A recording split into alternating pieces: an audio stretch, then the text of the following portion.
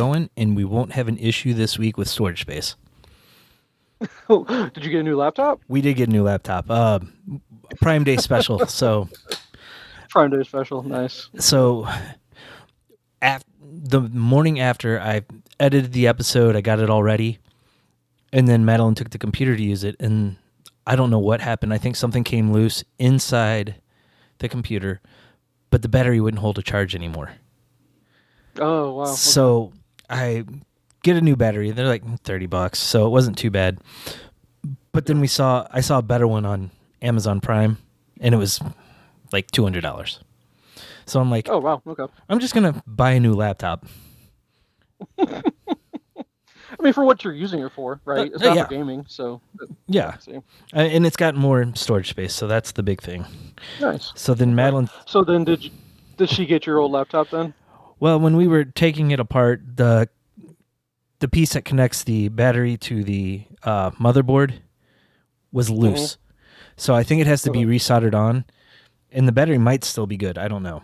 So we're going to take it up to like U-Break iFix and have them look at it and see if they can salvage it. See if it's even worth the investment. Yeah. Yeah. Well, they make them so cheap now. It's like, is it worth it or not? That's what sucks. Yeah. That's what sucks is everything is just like, is it a throwaway or is it worth fixing? So, yeah. I mean, if we can fix it, she'll use it for music. She wants to record music. She has her own little soundboard and everything. Yeah. Cool. Very cool. So how long has it been since we recorded? A couple weeks now? A week or two. I don't think we recorded last week. It was 2 weeks ago. And then we were just doing homework last time because it had been so long since we've talked about what we've watched or read or anything like that. Yep. And we didn't even make it through it all because it cut off. So. That's okay. No worries. That's all good. So, all right. Well, do you have any interesting stories to share?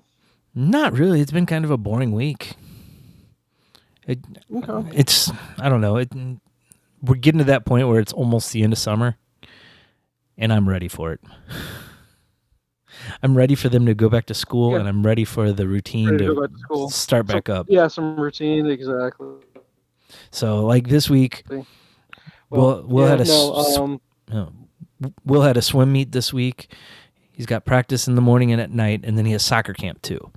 So I take him to soccer camp at 5:30, pick him up at 7, get home, let him eat real quick, take him up to the pool at 7:45, and he swims till 9. That's just nonstop. Well, and then at least you got one old enough to take herself everywhere she wants to go, and hopefully she can help out here and there. She does. She's the chauffeuring goes. Yeah, she's really good about that. Yeah. So, for us, we just got back from vacation yesterday. It was a good time. It was needed. That was my first time off I've taken, I think, all year long. Wow. Except for like a federal holiday here and there. Right. But even on federal holidays, I was working, to be honest with you, I think, for the most part. I know I worked Memorial Day. I worked Juneteenth. I think there was one other holiday in there somewhere, I think. If I can remember it. Well, 4th of July, we couldn't work. Everybody was closed on 4th of July. But yeah, no, I mean, I used most of my vacation pretty much around the holiday time, just because it's needed. We went on vacation. We went up to Michigan, and I'll tell you this much: I love Michigan so much more than St. Louis. It's not even funny. Oh yeah. As far as the weather goes, it's so perfect, dude. I mean, you were just up north, so I mean, it had to be a little bit different. So no, we hit the hot spell that we were having here at the same time. Yeah. So it was. I mean, we got back yesterday, and we it's just the humidity makes it so unbelievably bad. Yeah. Like, hold on, you still there? Yeah, I'm here. Okay, sorry, I thought you locked up. Okay, and up there's just no humidity, no mosquitoes. The weather's just perfect, and yeah, it was great. Spent some time at 2 different beaches. Because we spent some time up in Holland, Michigan, and then we went down further south to South Haven, Michigan, and enjoyed those small towns. Mm-hmm. And the beaches right there, and it's just fantastic. Just enjoyed the food, enjoyed the environment. Everything there was great. The nice thing about this vacation was that we weren't held to a schedule of any kind.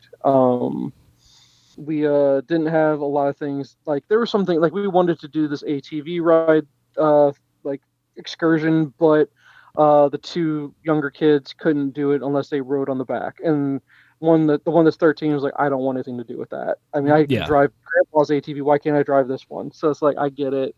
But for their insurance reasons, you have to have a driver's license. So I'm like, well, they won't let you do it. She's like, well, I'm not going to ride on the back. That's boring.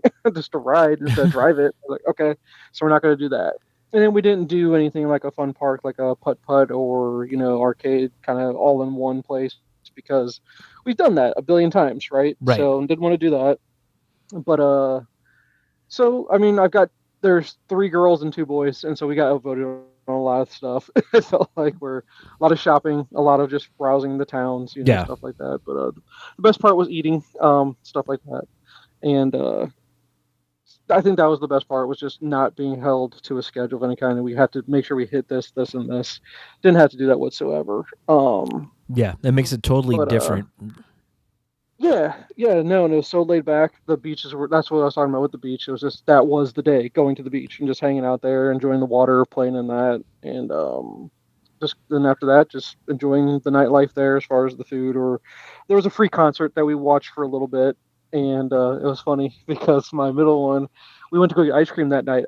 There's an ice cream place right across the street from where the hotel was at. So all we had to do was cross the street and wait in line for ice cream, and the band was there. She goes, "Dad, it's the band." And I was like, "You should go say hi and tell them that we like their set." And she's like, "Oh no, so embarrassing." Gosh, Dad. So I know, totally embarrassed her on that one, but yeah, no, it made for a great vacation. That was just super laid back. And then we left yesterday, and we stopped on the way back.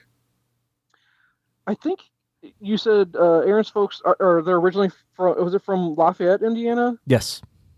Okay, so near we were in West there. Near there. Okay, Yeah. so we were at West Lafayette. Yeah. Which, well, I mean, it's Lafayette and West Lafayette, pretty much the same thing. We went to Purdue University, so the kid could go visit the campus. Oh, okay. And so we took, and it's not like there was no tours being given to prospective students, at least. Yeah. When I called to ask, we set one up for the summer. They're like, no, it's summer. You can't do it in the summer. But when we get there, there's all kinds of tours going on, but it's for their foreign students. I mean, there's so many foreign students there yesterday. I was like, this is not fair. Let them go. I was like, can we just act like we're tourists with them? I mean, he is like part Asian anyway. Yeah. Come on, man. Look at my wife. Come on. For real, dude. For real. So no, yeah, we didn't do that. But what was funny was, we up at one of the buildings, just like one of the first ones. Mm-hmm. It was for aeronautical sciences, and I was like, let's just go in and take a look at what one of their buildings looks like, so that way you could see what a classroom's like and all that stuff. And he's like, that's trespassing. I was like, Brody, the door's open. If they didn't want us in there, they'd lock the door. Is how I tried to explain it to him. I was like, look, we're not doing anything wrong. If we do something wrong, we just go, oh, hey, we couldn't get a tour. We're just kind of looking at it. Well, sorry. Well, we didn't know it. You just play dumb to it and whatnot. It's not a big deal. We're not committing a crime. We want you maybe to go to school here. They might want to let us take a look. Yeah. And so, we did that, and we toured a little bit of that on our own, just to give him a feeling of how big the campus, Jay. I don't know if have you ever been to Purdue for any reason at all? We've driven around parts of it. Parts of it, okay. Yeah. It's huge. It's ginormous for a kid that's been in small grade school, technically a really small high school too, to be honest with you. Yeah. At least compared to a big public school. I mean, compared to your daughter's high school, trust me, you could probably fit 3 or 4 of his high schools in one of yours, to be honest with you.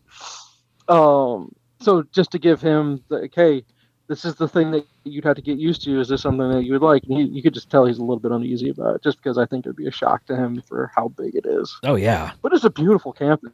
It's a beautiful campus. And then Jen had me, I guess you cross the river to get into downtown. I don't know if that's downtown West Lafayette, or is it considered Lafayette at that point? I don't know. And there's a Capitol building. I don't know if you've ever seen the Capitol building in that downtown area around there. That's a beautiful Capitol building right there. We just drove by that. And then at a certain point, everybody was just done. And so we made the trek home. And you guys drove much further, much further than we ever drove. That's still a long time in the car. Did you guys break your drive up? Or you guys just go balls to the wall, we're never stopping. Once we get there, we're there, kind of thing. Or do you break up your drives so that you could stay at certain places? We stopped in Indianapolis on the way up to Pittsburgh. Had lunch with Aaron's cousin. That wasn't even halfway. Or no, it was about halfway. No, that's only 4 hours from here. Yeah. No, because Pittsburgh. There's no way Pittsburgh's 8 hours away. Yeah. That's it? Yep, that's it. Really? Yeah, it's crazy. Because our drive up to Grand Rapids, Michigan, Grand Rapids is 7.5 hours. Yeah. Yeah, Detroit was about 8. Okay. Yeah. All right. Maybe that sounds about right. Maybe it's just the fact that we're going north versus out east. I guess that's where I'm kind of getting thrown off by it a little bit. Yeah. It just feels like east just seems so much further away. That's all. Because I think it's like almost like a 10 or 14-hour ride out to Maryland is what I thought it was. You got me all questioning. I'm questioning you, Jay. I'm questioning you. Something like that. I'm questioning you. Hold on. Let's check it out. We're doing it right now, bro. All right. Hold on. Dude, according to Google, 9 hours. So, yeah, okay.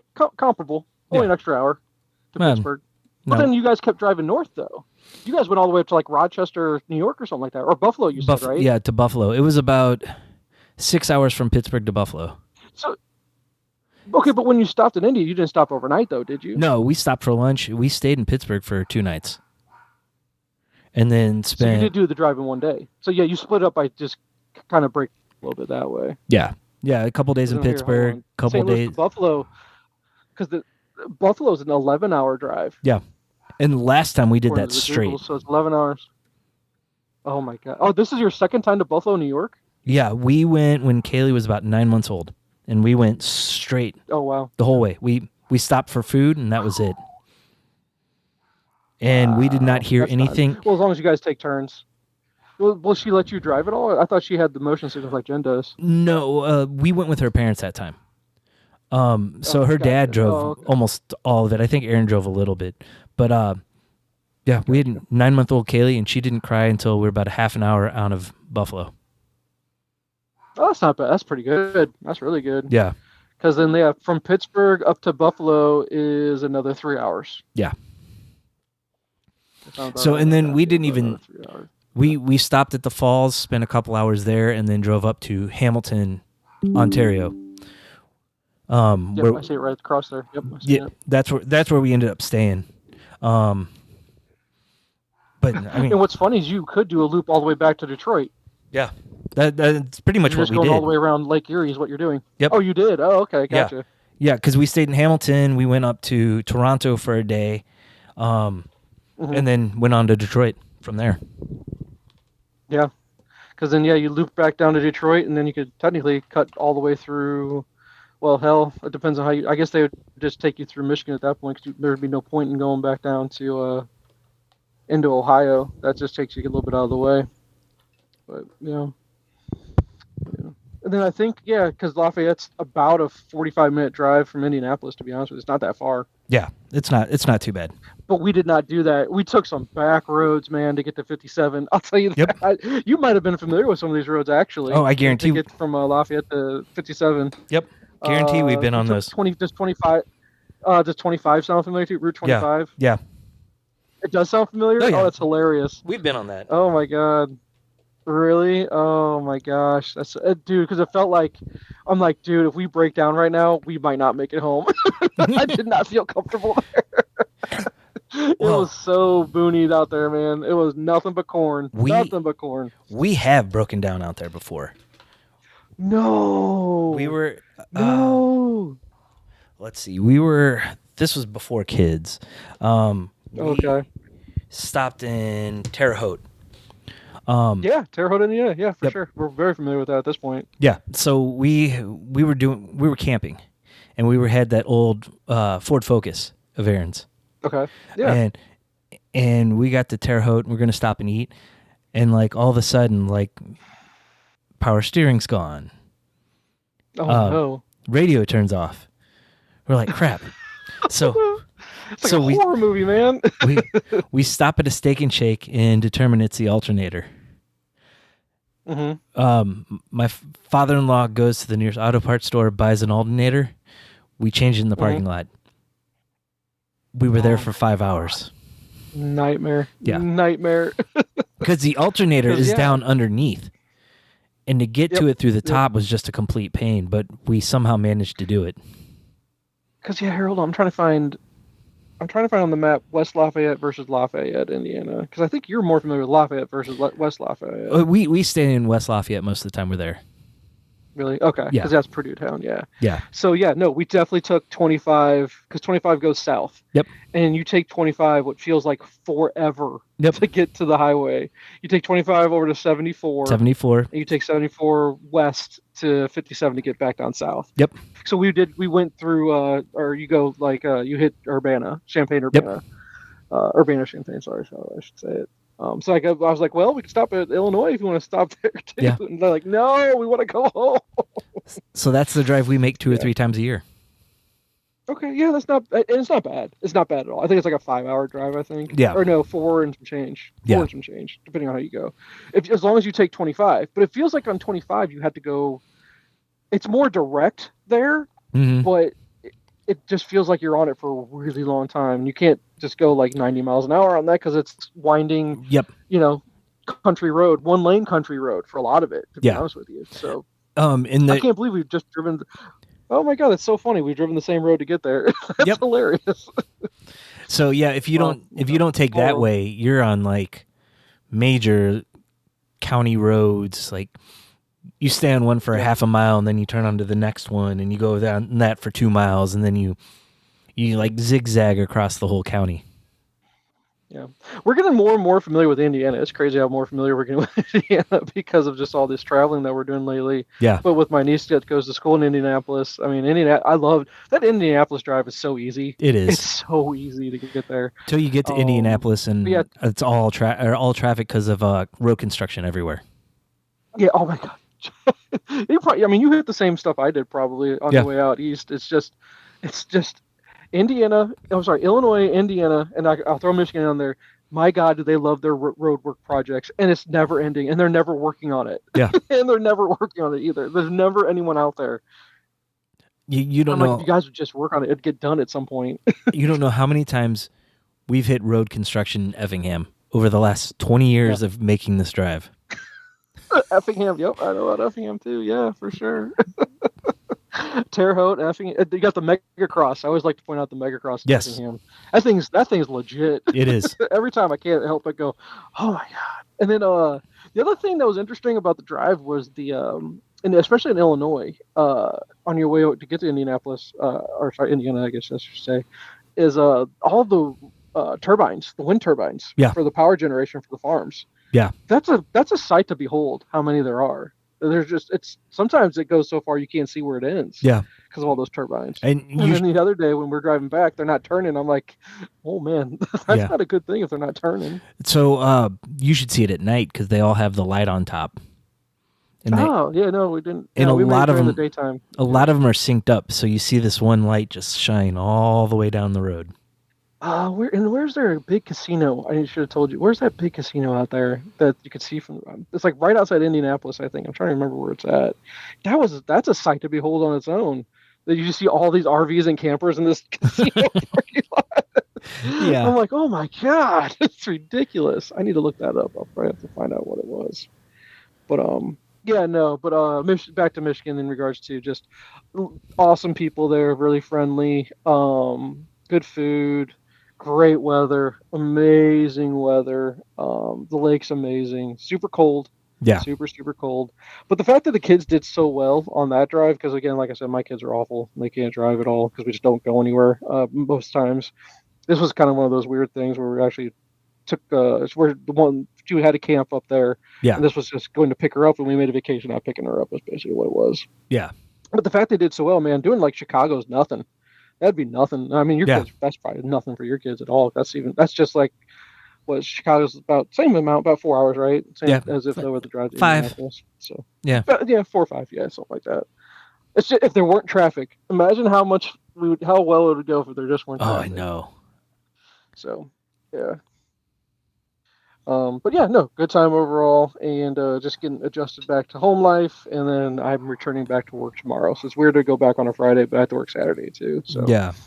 I didn't want to be like, take advantage of the OT on Saturday and be like, I don't know, it just felt weird not going back to work this week at all. So Yeah. took the day off to get reacclimated, do a bunch of laundry and unpack and all that stuff. So Yeah, that makes sense. That's why we came back on a Saturday, so we'd have Sunday to kind of recover. yeah, for sure. Oh man, that last stretch of trying to get home, and I'm like, just go, we're just gone. I'm like blasting along, almost like 95, just let's go. I want to get home. And then you get home, you're like, oh, thank God. And then Jay, how was it for your first sleep back after a long vacation in your own bed? How well did you sleep? Oh, I slept amazing. Because isn't it the best? It's the absolute best. And to make it even better, we had fresh sheets on the bed too. Oh, not you! Oh, you did. You were smart. I did the same thing, dude. We're so old. Wash the sheets so that you have fresh sheets for you when you get back. Yeah, my mom stayed here, so we had spare sheets ready to go when we got home, so we could just throw them on the bed and wash the ones she used. Nice. Yeah. Okay. Yeah. Oh, she stayed to pet sit. Yep. She just thinks it's easier to come here and deal with the dogs in their natural environment instead of bringing them. Absolutely, it is. Yeah. Absolutely. So, but yeah, no. Other than that, that's all. That's what it's just been. And I'll be returning to a more normal work schedule now that school's starting. I can't do the work schedule they had me on. That's why it's been so hard to record. Is, just summer is hard enough as it is, just with all the kids stuff going on. But, I've been working that 10:30 to 7 shift. So when you were wanting to record, I was like, I just got off, and it's just like I got to try to rush to get them dinner done and all this other stuff. And it's just been really hard. But I told them, like, hey, school's starting. This just ain't going to work. Yeah. It's just not. My kids were eating dinner at like 9 o'clock, which during the summer, it's like not a big deal because they're staying up till like forever in the morning. Because do your kids do the same, or are they still super early risers? Will usually gets up earlier than the other two because he's got swim practice at 7:45 in the morning. Okay. So, gotcha. So he's still on a normal schedule. Yeah, almost. We get him up about 6:30. It's about an hour later than he would during the school year. Yeah. Oh wow, that's super early in the school year. But he's a 5:30 riser. Yeah, if he doesn't go to the gym with us, which he does sometimes. Mm-hmm. So sometimes he gets up at 4. Oh my God. Yeah. So what time does he go to bed? Like 7? No, during the summer. So with swimming and during the school year. Oh, during the school year. We're usually headed upstairs about 8:30. The girls will stay up till about 10. He stays up sometimes till 9. If he's going with us, he tries to get to bed earlier than that. Yeah. But a couple weeks ago, he was doing 2 swim practices a day, soccer camp, and he was going to the gym with us. So he would get up, go to the gym, go back to sleep for a little bit, go swimming, do a soccer camp, come home, nap, and then swim at night. I'm like, dude, I give you credit. So he's super into. Is he super into the swimming? Yeah, he is. He's not great. He doesn't really work on it too much during the off season. He swam more this off season than he has before. But a lot of these kids that he's swimming against, first off, they do it by two ages together. So he's on the younger end this year. Yeah. So he's swimming against 14-year-olds, and he just turned 13. Oh, okay. So that hurts, and then a lot of them have been swimming for 5-6 years, and he's on his 3rd season. Yeah. Well, as long as he likes it. I just didn't know if this is going to be one of those things where he's going to continue to do, like, this is like a high school thing that he's going to end up doing. He wants to. He's committed to putting in the work for soccer and swimming. He got a late start on both of them, but as long as he keeps him active, that's good. Well, he's going to be on a new soccer club this year. He was playing for one in Rockwood, so that was a 30-minute drive to practice twice a week. But it was cheaper. Yeah. But they had so many kids that they cut people, and I got really pissed at the coach about this. Yeah. If you didn't make the team, you didn't get called. You just kind of had to sit there and wonder. And he didn't say that to anybody. And I got really pissed because Will was a returning player that got cut. Common courtesy would be, sorry, Will was great this year, but he's not going to be on the team. He tells me that, I'm fine. I totally get it. Will's younger than, or Will hasn't played as much as anybody else on that team, so I get it. Sure. But the fact that you just leave us hanging there, I got so pissed about awful. It is. Yeah.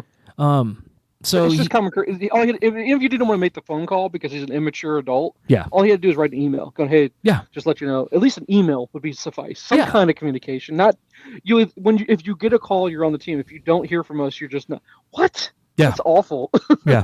So poor management on their part. Will made a team that's 10 minutes from our house, and it costs probably twice as much, but they practice more. It includes their tournaments, and they have an off-season weight program. So one night a week, he'll go and lift weights with his team. Oh, nice. That's awesome. So I'm like, I kind of prefer this. Yeah, for sure. Especially now it's closer to home. Yeah. As long as it's way closer to home, yeah. Yeah, because there's nothing like driving to Lafayette High School at 5:30 twice a week. Oh my God, that's far. Okay, I'm familiar with Lafayette. It's a beautiful high school. Yeah, but it ain't close to anything. No, it ain't close to anything at all. Nope. Actually, it's kind of really tucked away in that neighborhood, if I remember correctly. Yeah, I mean, the back of a neighborhood. Yeah. I mean, I can take one of those small highways to it, but still, it's a 30-minute drive every time if there's no traffic. Yeah. So, okay, well, that's good. All good news to hear. I'm glad.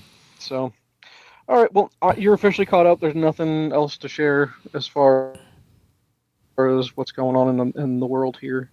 I think last episode was just kind of getting caught up on homework. Yeah. Was there anything else? Oh, here, I'll say this in advance. Happy Deadpool Wolverine week. I'm sure you've got your ticket secured already. Nope, but I checked. You're going to go see it? We're going to go see it tomorrow night. I checked my theater for the 6 o'clock showing. They sold 5 tickets. So I'm just like, we'll just go by and walk up. Okay. All right. So tomorrow at 6 o'clock is the plan, correct? Yes. Okay. All right. Cool. No, we are going on Sunday afternoon, I believe is when she said we're going. We're taking the boy with us. Are you? Taking the other two. Yeah. We're gonna take him, and then we'll go check it out. Because that's one thing I forgot. One thing we did do was we checked out. They have what I loved about the small town we were in. It was old school movie theater with only 3 houses. Nice. So they could only show 3 movies at a time. It had one of those old school marquees on the front of it. Yeah. With the neon lights. Yep.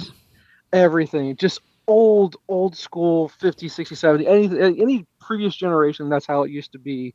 Had a big thing, advertising what movies they were showing.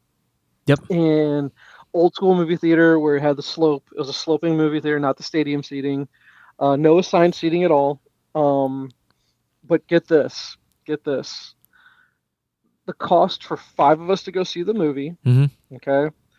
Plus, 2 buckets of corn, and one of the kids got a thing of candy, and then drinks for all of us. Jen and I shared one. Drinks for all of us. All of it under $40. Yeah. Unbelievable. Yeah. Unbelievable that can be done for that much. I was like, you understand how much it costs us to go at like a normal time, not early matinee where you get the cheaper price. I was like, we're moving here right now. I work remote anyway. It doesn't matter where I work. We talked about that on our trip too, because we got talking about election. Yeah. And I'm like, we could just move to Canada. We don't have to worry about any of that election stuff anymore. Oh my God. It's just, it's we want to expose the kids to say, your world doesn't need to be the same 20 square mile radius that your mom and I have pretty much lived in our entire lives. So yeah. There's a whole other world out there, guys. And it includes, and for my son, that's like the mosquitoes here in St. Louis just love him. And I'm like, look, no mosquitoes here. He's like, it's glorious. Yeah. Stuff like that. And I'm just like, hey, you could aspire to live wherever you want. You gotta make it work. It's just the hard part about these small towns is not a lot of jobs in these small towns. No. I don't know how they make it work, but they do. I was like, I'm sure that economy is all based on summer travel though, because man, they probably make so much money over the summer. Oh yeah, I But then guarantee I'm they sure do. once the winter months come around, just dead town. Yeah. But sorry, the movie we saw was Despicable Me 4. And actually, to be honest with you, for just the fourth movie in a big long line of kids movies, it's actually pretty funny. We laughed quite a few times out loud. No, my kids have no interest in really seeing it anymore. Yeah, no, it's the same thing pretty much over and over. But Yeah. the two younger ones, they wanted to see it, and so I was like, okay, we'll go see it, no biggie. Yeah. Because the only other option was to see Inside Out 2, Yeah. which the littlest had already seen that on one of her field trips with her camp this summer, and the other one was Twisters, and they'd never seen Twister. Yeah. To go see Twisters, and so we were like, okay, Despicable Me 4 is fine. It's whatever. Just to do something. I was like, hey, I'm in an old school movie theater. I have to go check this out and see what it's like. And well worth the time. It was about, what, hour and 45 minutes, something like that. Yeah. So, no biggie. So, I'm sorry. Other than that, now we're caught up. Right. So, were there headlines we need to go over, or do you just have more homework to go over? Or what's the scoop here? I've got a topic here, but first I'm going to do the beer because we forgot it last time. Oh gosh! Oh my God! Look at that! I know. You didn't even do a beer last time. That's right. Oh my God! Go for it. All right. So the brewery Weldworks out of Colorado just came to St. Louis last week. And so I got their Juicy Bits. It's a hazy IPA, very much like a narrow gauge type beer. I had heard about this way before they came to St. Louis, and it's something I've been wanting to try. So, awesome. It's a 6.7 ABV, Citra, Mosaic, and Eldorado hops. I'd give this one probably a 4.75 out of 5. What's a high rating? It's a high rating. All right. And I'm sorry, what was the style of beer again, though? The hazy IPA.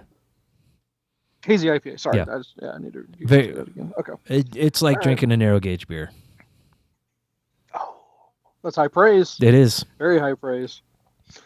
Has narrow gauge gotten any closer to opening up their location out by you guys? The Cugino's is open and they have beer there. So. Oh, they have the beer on tap there, but they haven't actually opened. Because I need to go by the brewery again because when I went by last time, it almost looked like they were shutting some things down there. To be honest with you. In Cugino's itself, or the new place? The actual brewery, the brew place that's next to it. That's right next door. That's the old school place. I need to go double check because last time I drove by, it did not look great. Yeah. I'll say that. I was like, I'm curious if they're going to move all their operation. I have to ask. Yeah. I would say, why would they move? Because you're not going to find any cheap render than that. you know, they were looking for business there. They were looking in South County at a place for a while, but the city council rejected them. I guess people were complaining about a brewery being there and potential for drunk people being around and stuff. So it was an abandoned building that he was going to fix up. Nice. He's like, it's so stupid. I'm going to help the community and fix this eyesore up and bring a business in that will help the other businesses around it. But no, people didn't want it. Yeah, well, they're lost. But I hope they stay. Yeah. But my only concern is that they just don't draw any clientele. It's not a brewery where people can just. Most breweries, you'd think there's a place for someone to sit down and have a beer there. Yeah. Not this place. It's truly just for them to brew the beer, and they sell it, and people have to go elsewhere to enjoy it. Yeah, I think that's what I think is missing. The tasting room's still over at Cugino's, from what I understand. I haven't been to the new place yet, so. Well, and see, that's stupid. That's what I'm saying. Yeah. Why do we have Cugino's for the tasting room versus the brewery where it's whatever? I say that. I'm sure they have their reasons. I'm sure they're good reasons. It doesn't make sense to me. Yeah. But okay. But no, what else do you have besides now that we got beer squared away, what you got for our topic? All right.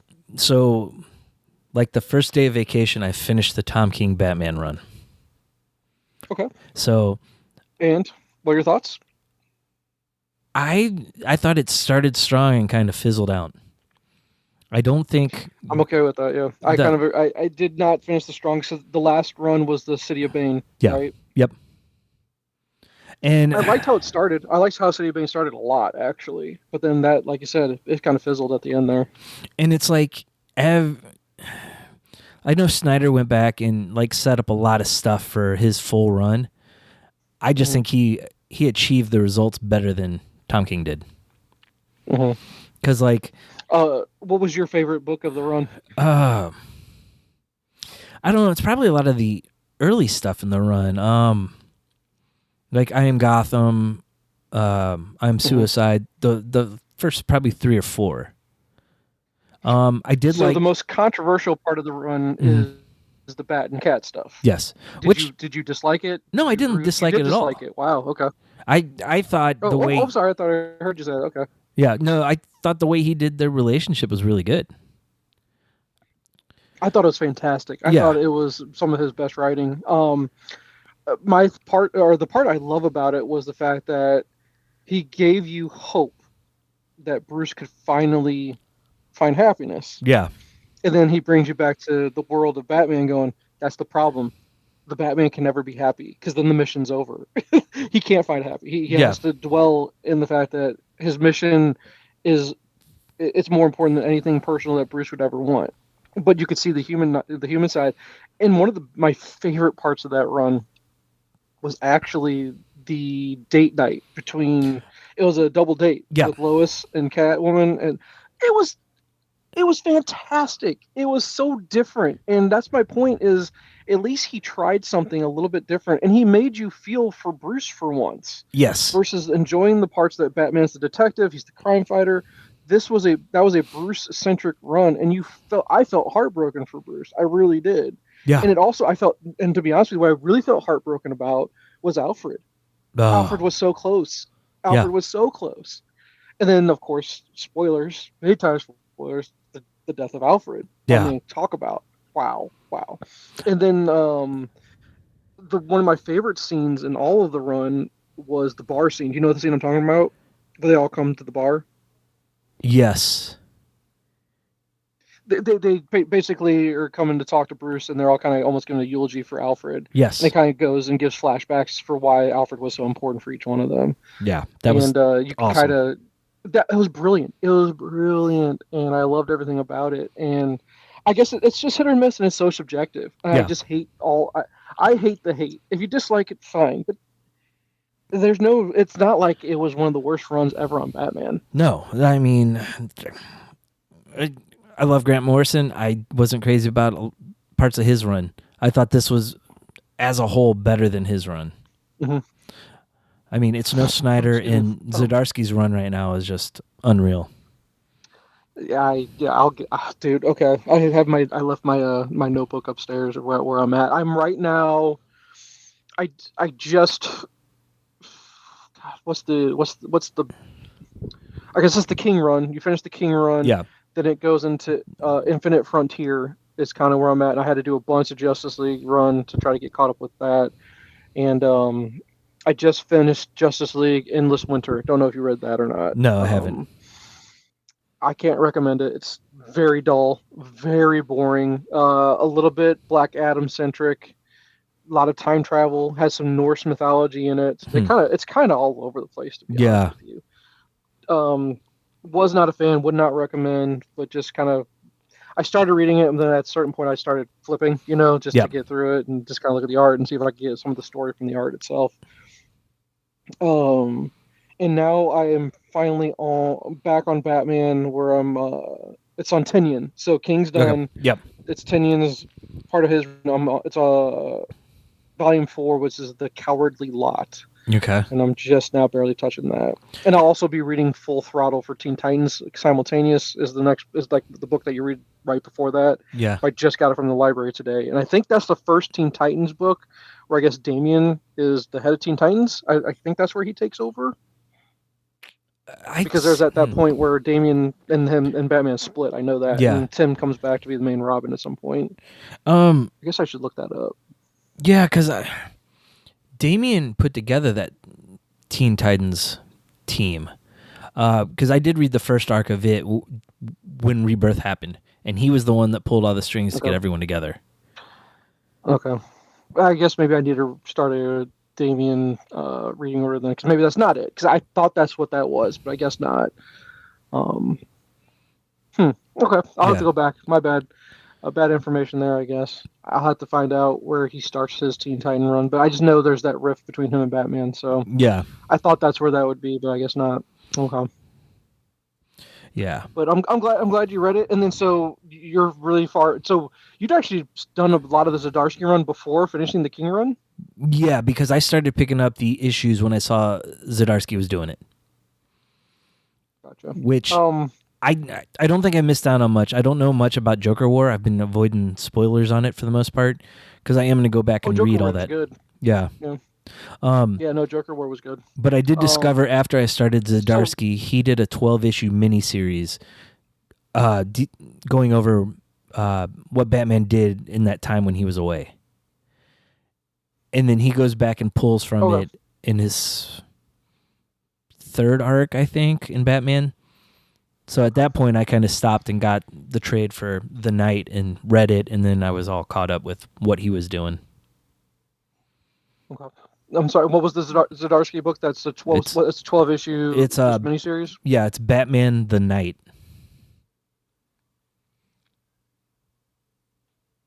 And highly recommend it. Oh, okay, I got you. Okay, I think I have that in my cart actually. Okay. For Amazon. I think I have that. I might have mentioned it before. I definitely need to read that before I start his run. Yes. Okay, gotcha. Because I mean, you meet. And so I guess I'll ask you this question. Mm-hmm.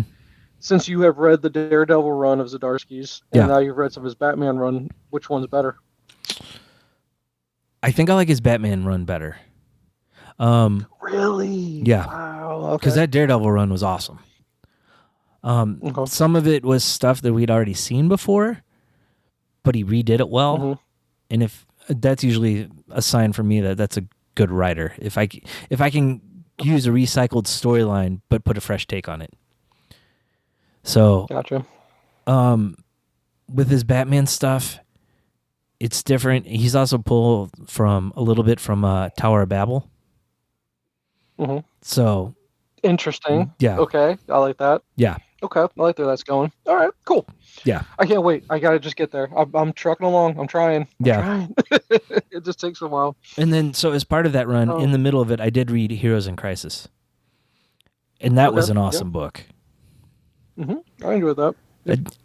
It was an interesting aspect of superheroes you don't see very often with the mental health side of it. Yep. And I'm kind of... Well, with Batman, you get quite a bit of it, though. Yeah. I mean, you're always dealing with Batman's psychosis. But more of... I will say this for this... You don't see the heroes dealing with the PTSD of being a hero. And this kind of showed you a little bit of it. What I was going to say, though, speaking of dealing with the mental side of things, in this most recent Justice League book for Endless Night, or Endless Winter, sorry, they deal with Flash trying to say, how do you balance being a hero along with trying to be a family person? Yeah. You know, having a wife and kids and all that stuff. And he starts to ask Batman, he goes, maybe not. Flash just goes, probably not the healthiest person to ask that question. Yeah. But still, that part made me laugh. And of course, then he goes talks to Superman about it. And, just do the best, all that stuff. But it's just you do what you can. Yeah. And then basically showing that even Superman, the best of us all, even he struggles with it. Which just it hit home. That little part there did hit home. As far as, like I said, with anything, I can always find a little bit of something in there that I can try to pull from it. That I enjoyed. In that part of it, where Flash is trying to understand that, and the fact that even Superman struggles with parenting. Yeah. Yes, we all do. So all right. Back to Heroes in Crisis real quick. How does Wally get out of all this as being like a main part of it? I'm curious how Wally get out of it? Yeah, I'm curious how his story goes from this point on. You have to read Titans. Yeah. From Rebirth, yeah. No, I read the first arc of that, and I just never kept up with it. Yeah, and it's great for Wally because again, he's such a beloved character. He's beloved in as far as from reader standpoint, but if I can say it this way without sounding too weird, Wally's beloved by the characters within their own books. Yeah. I don't think there's anyone that dislikes Wally. Yeah, and he's just that guy that he's almost. If I were to give power rankings for characters that even the characters of the book. At least that's how they're written. All the writers write all the characters the same way.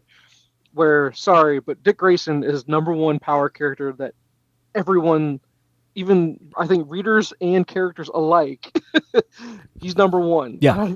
I would argue that Wally's #2. I really would. But I don't know. I'm struggling with the current Flash book because Wally is the focus on it. Okay. I don't know if it's the writing isn't as strong as the previous book was. I'm just not enjoying it the same. And so Barry's not the lead of that book right now. Right. Wally is. Huh. Interesting. Because I thought they had Titans around for Wally and they left Flash for Barry. They did until Dawn of DC, and then there's no Justice League. Gotcha. And yeah, and Wally's the focus of the book now. Oh, that's sad. Yeah. That's sad. I don't like that. Because then I'm trying to think of who would be #3. I think Diana would have to probably be #3, to be honest with you. Yeah. Everyone respects Diana. No one has issues. I mean, there's people within the Justice League that hate Batman. Everyone thinks Ollie can be a dick. Yeah. People all think Hal's a dick. Yeah. It's so funny. They all have their own friendships within the league itself, but then, other part of the league just don't like him. I mean, Bruce is probably #1. Everyone hates Bruce. They can't relate to Bruce. It's so funny. Everyone cannot relate to him except for the big guy. Big Blue loves it. Yeah. Loves Bruce, and they just can't. I'm like, how come Superman? That's like his best friend, but everyone else hates him so much. It seems. They're like polar opposites too, so that's probably how it works. I guess how it works. Yeah, you're right. Yeah, because I guess I'm almost thinking maybe Cyborg would be on that power rankings list right below Diana. Because everyone seems to have no issues with Cyborg. So yeah. But regardless, yeah, no, Heroes of Crisis was really good. Enjoyed that book as well.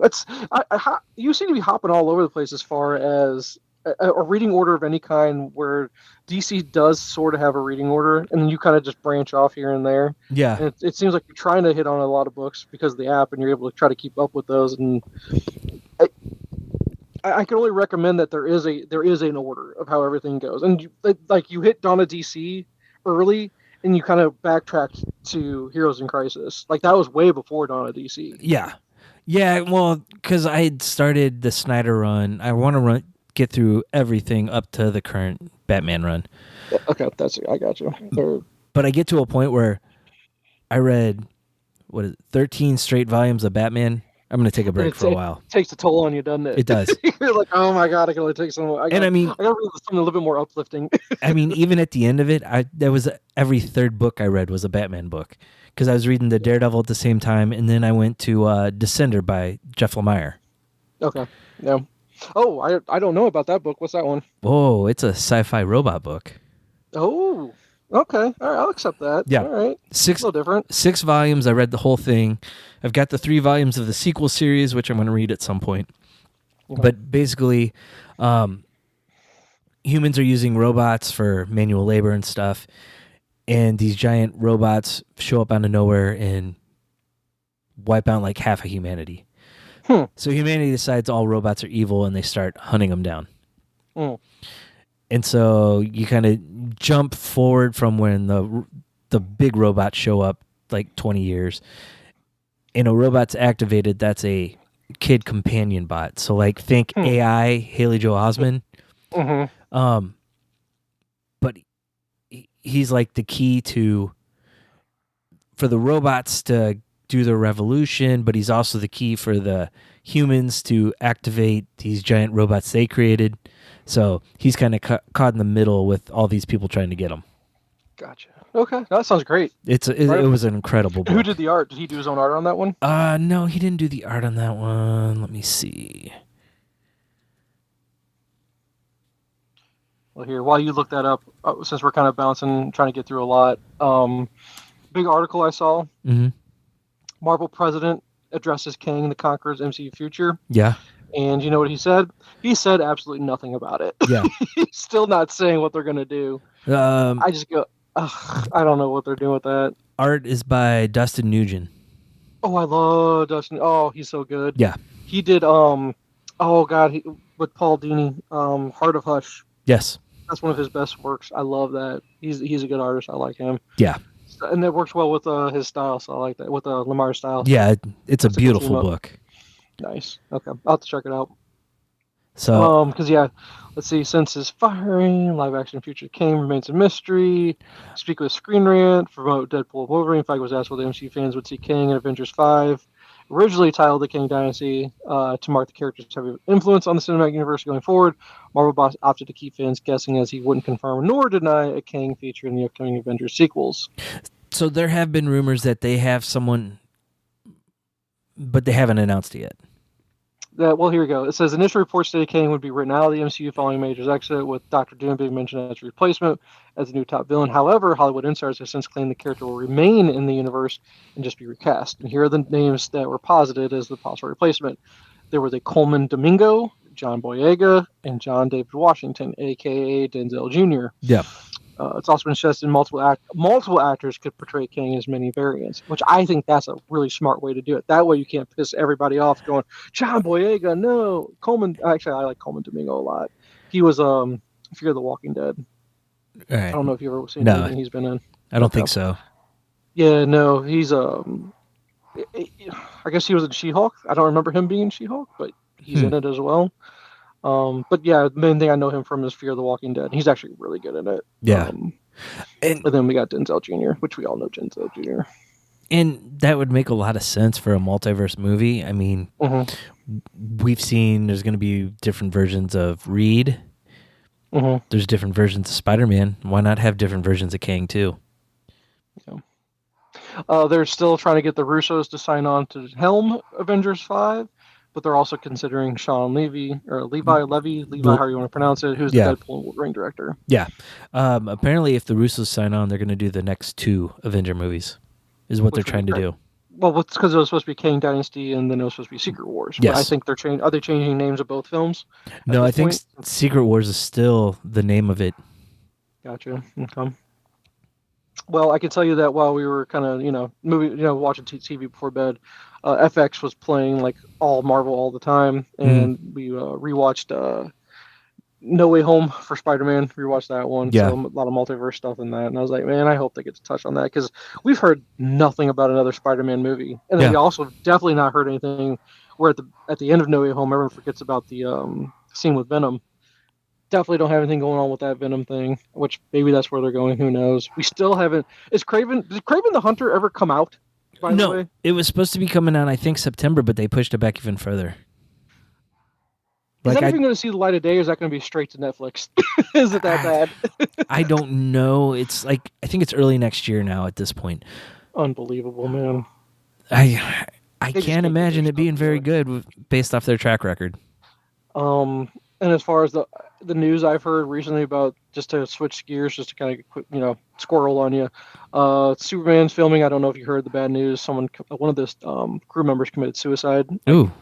Yeah, I don't know what was going on there. Yeah, that was some big news on Reddit today about that, and I was like, oh my goodness, what's going on there? But yeah. So there's a somber moment. Yeah. about Superman. I was like, good Lord. I mean, I don't know. That's just crazy to me. Yeah. And then what else is on headline? I mean, it's just Deadpool and Wolverine. Have you spoiled it enough for yourself that you kind of already know everyone that's going to be in it, or have you tried to stay away? I've been trying to stay away. Don't have a clue who Lady Deadpool, who's going to play Lady Deadpool, or their portrayal of who's going to be the character as far as the real person behind Lady Deadpool. I'm pretty positive Daphne Keane, because we watched Logan as well. That was one of the things that was on. I'm pretty positive Daphne Keane will make an appearance. They showed her in one of the recent trailers. Oh, why? Why spoil that for everybody? That's awful. So my thought is, if they're willing to spoil that and Tyler Mane coming back as Sabretooth. I didn't know that. Thanks for spoiling that. No,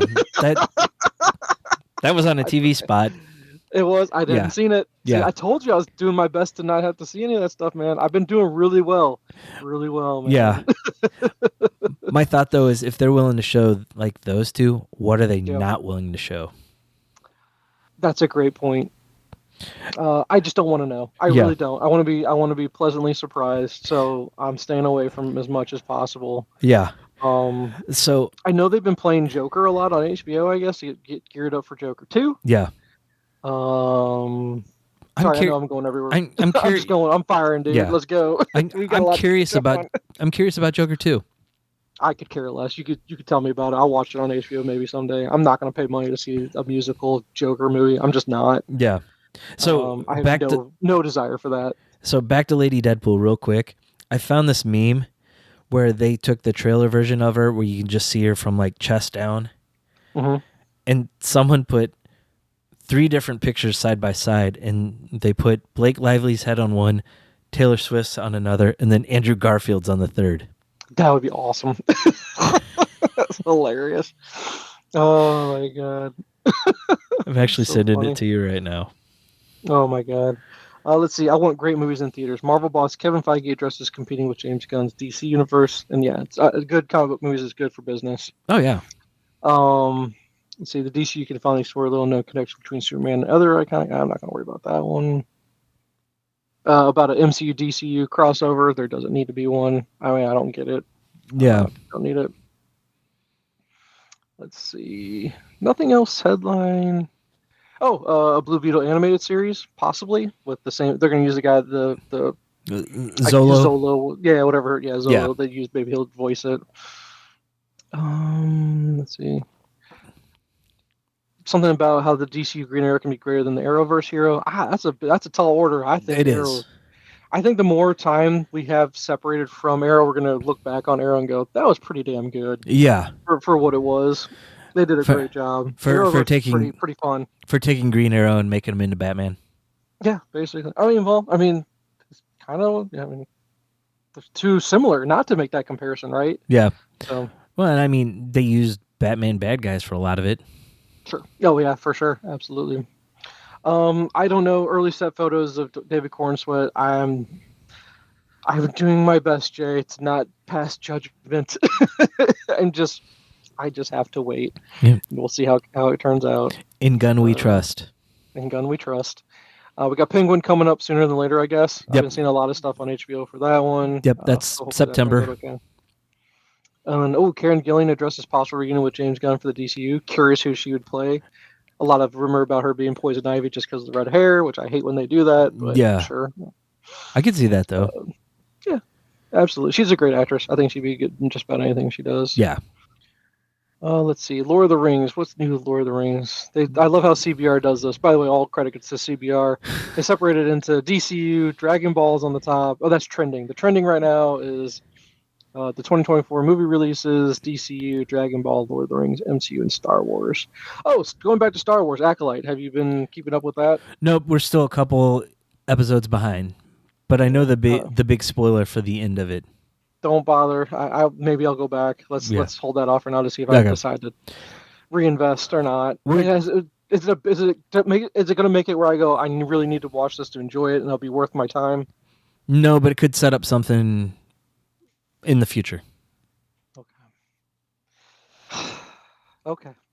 It's so much work. It is for maybe a very small payoff. Yeah. So I don't know. We'll see.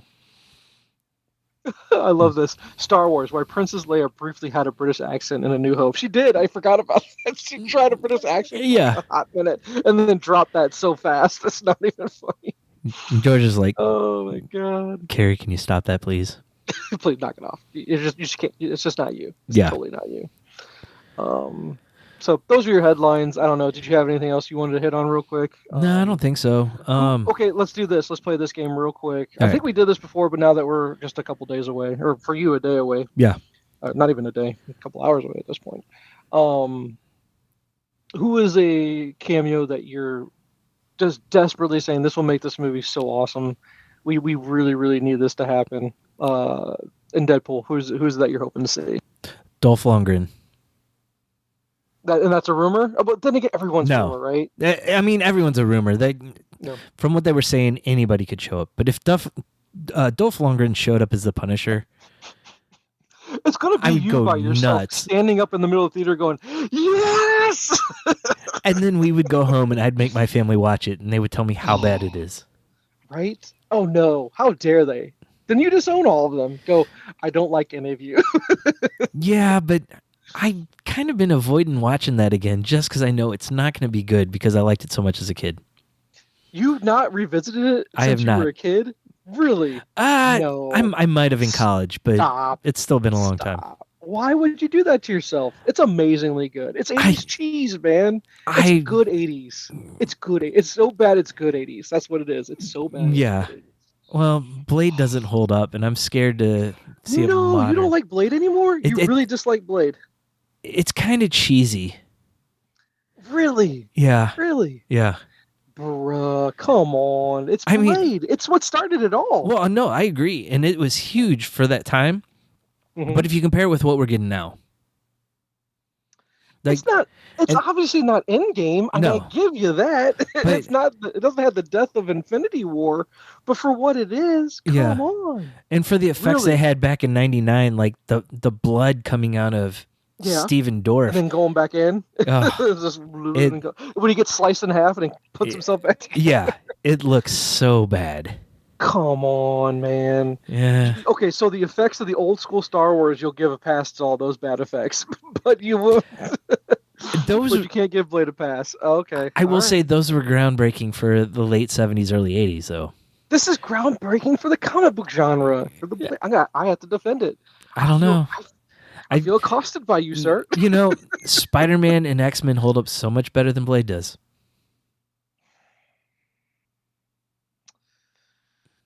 Because they're not R-rated, though. They didn't have the blood effects to have to deal with. A more mature topic to deal with.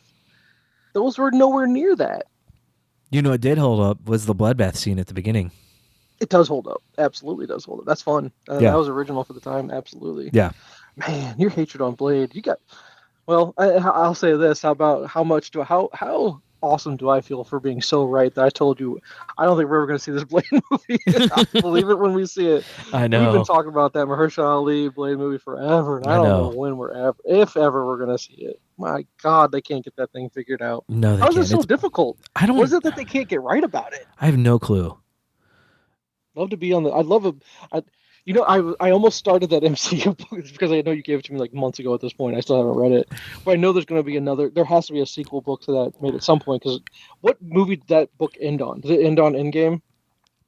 I think so.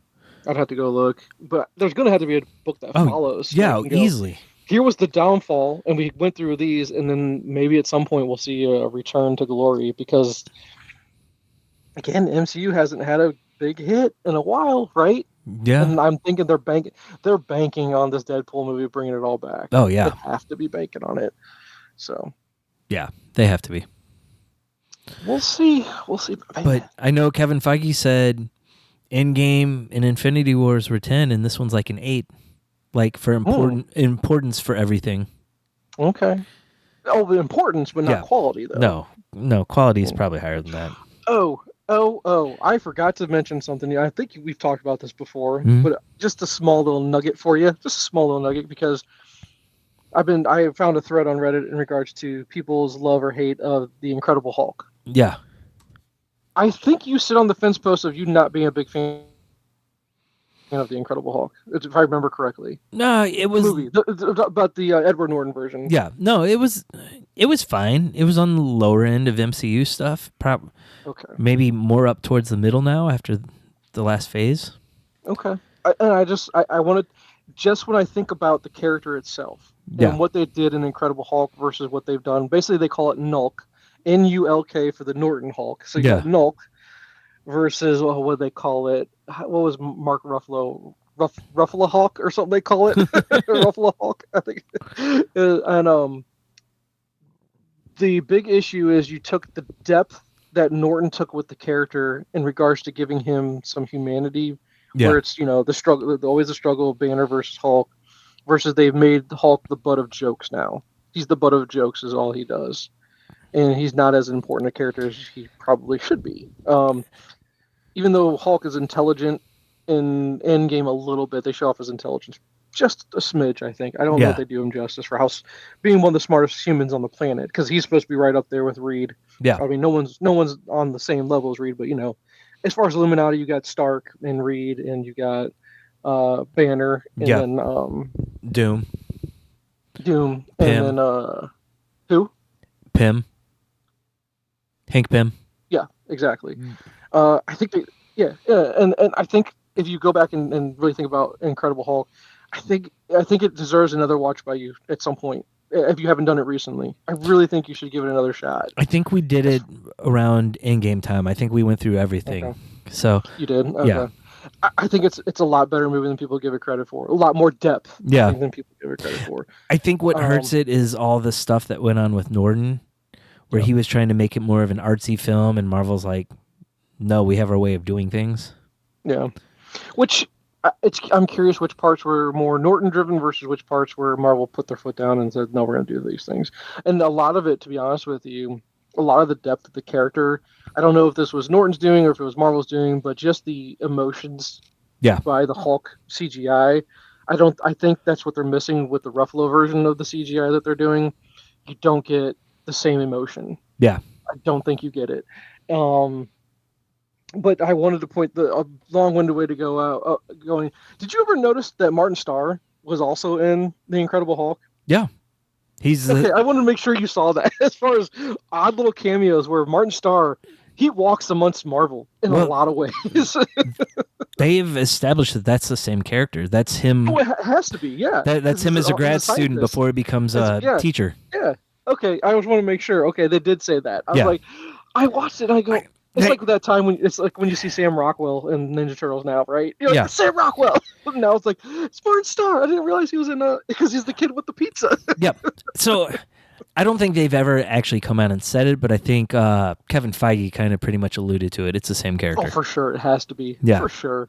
Because he's one of my most beloved characters. After rewatching, because I like because when we were in the hotel, we caught bits and pieces of Far From Home as well. Yeah. And him as the teacher. Yeah. Talking about a smell or perfume allergy. I was like, oh god, such a dork in it. I love it. Yeah. Oh, Martin Starr's the best. I'm a big Martin Starr fan. Pro Martin Starr. So yes. I'm trying to go with it. So, okay, as far as headlines go, that's all I got for you. Unless you have anything else to contribute at this point as far as that you wanted to hit on. No, I've just got a few homework things. Okay, what do you got? All right, I watched a documentary called The Final Attack on Wembley. It's about the 2021 Euro tournament where England made the finals for the first time since the 60s, and it just turned into a giant shit show at Wembley. No, I know nothing about it. Okay. I've never even heard of it. I don't even remember this happening, and it's only been 3 years. But they had limited restrictions on who could be in there because we're still like a year out from COVID. times. Yeah, exactly. Thousands and thousands of people just showed up at the stadium to celebrate because it's been so long since England had been in anything worthwhile. And people pretty much just stormed Wembley to get in. It was nuts. Good documentary, especially if you like soccer. We did The Bear season 3. Oh, it's so good. It's so good. It's not as good. I gave your review on the text thread there, but I still think it's brilliant. They did what comic books do, Jay. Yeah. They didn't use dialogue to tell the whole story. Oh yeah. I thought that was it was brilliant to me. It was just to try something a little different. It was very well done. The story didn't hit like the first 2 seasons. Oh, and then the Joe McHale scene at the funeral service or whatever they call it, Yeah. As far as last night at the that restaurant. Oh, it's so brilliant. That was the brilliant. like awkward hold your breath moment for the season. Kind of like the Thanksgiving dinner. Yeah, absolutely. And then come on. We had the they quickly became my favorite characters of the show, and John Cena making the appearance as the third of those two. Are you ghosting me? Brothers or cousins or whatever they are. Don't know their names. Haunting. That's right.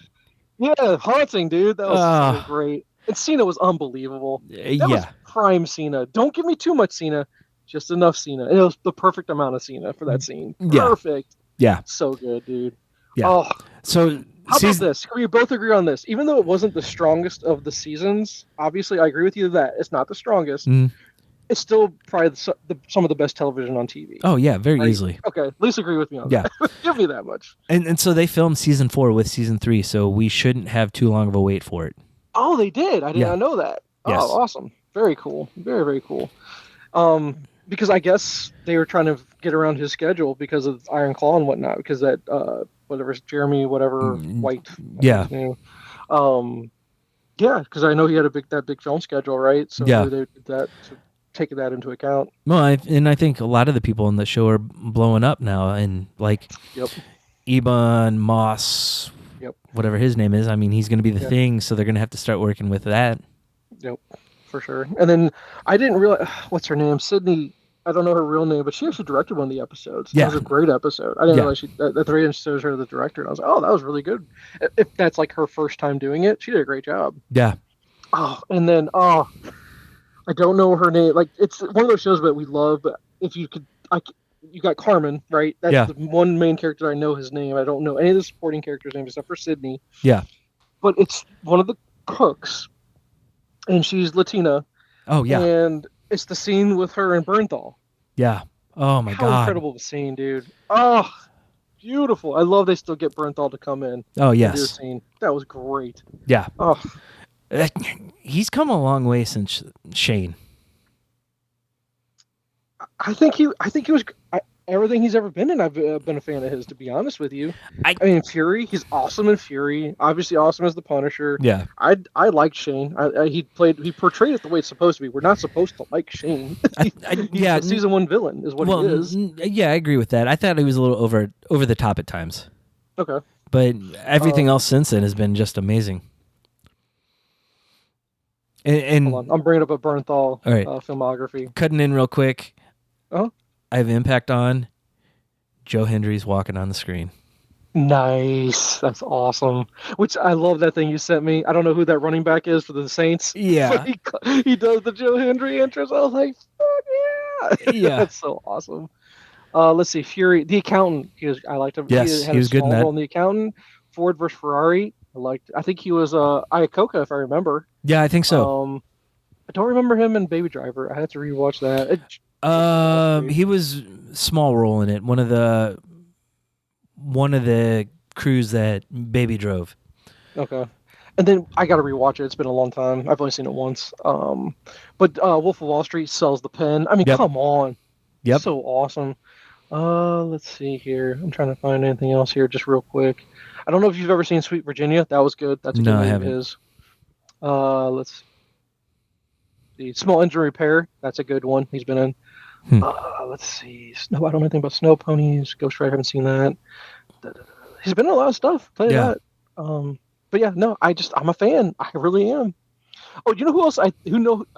This is someone else I love, and I can't really name you every movie he's ever been in, but whatever he's in he usually kills it. Yeah. And he doesn't get enough love.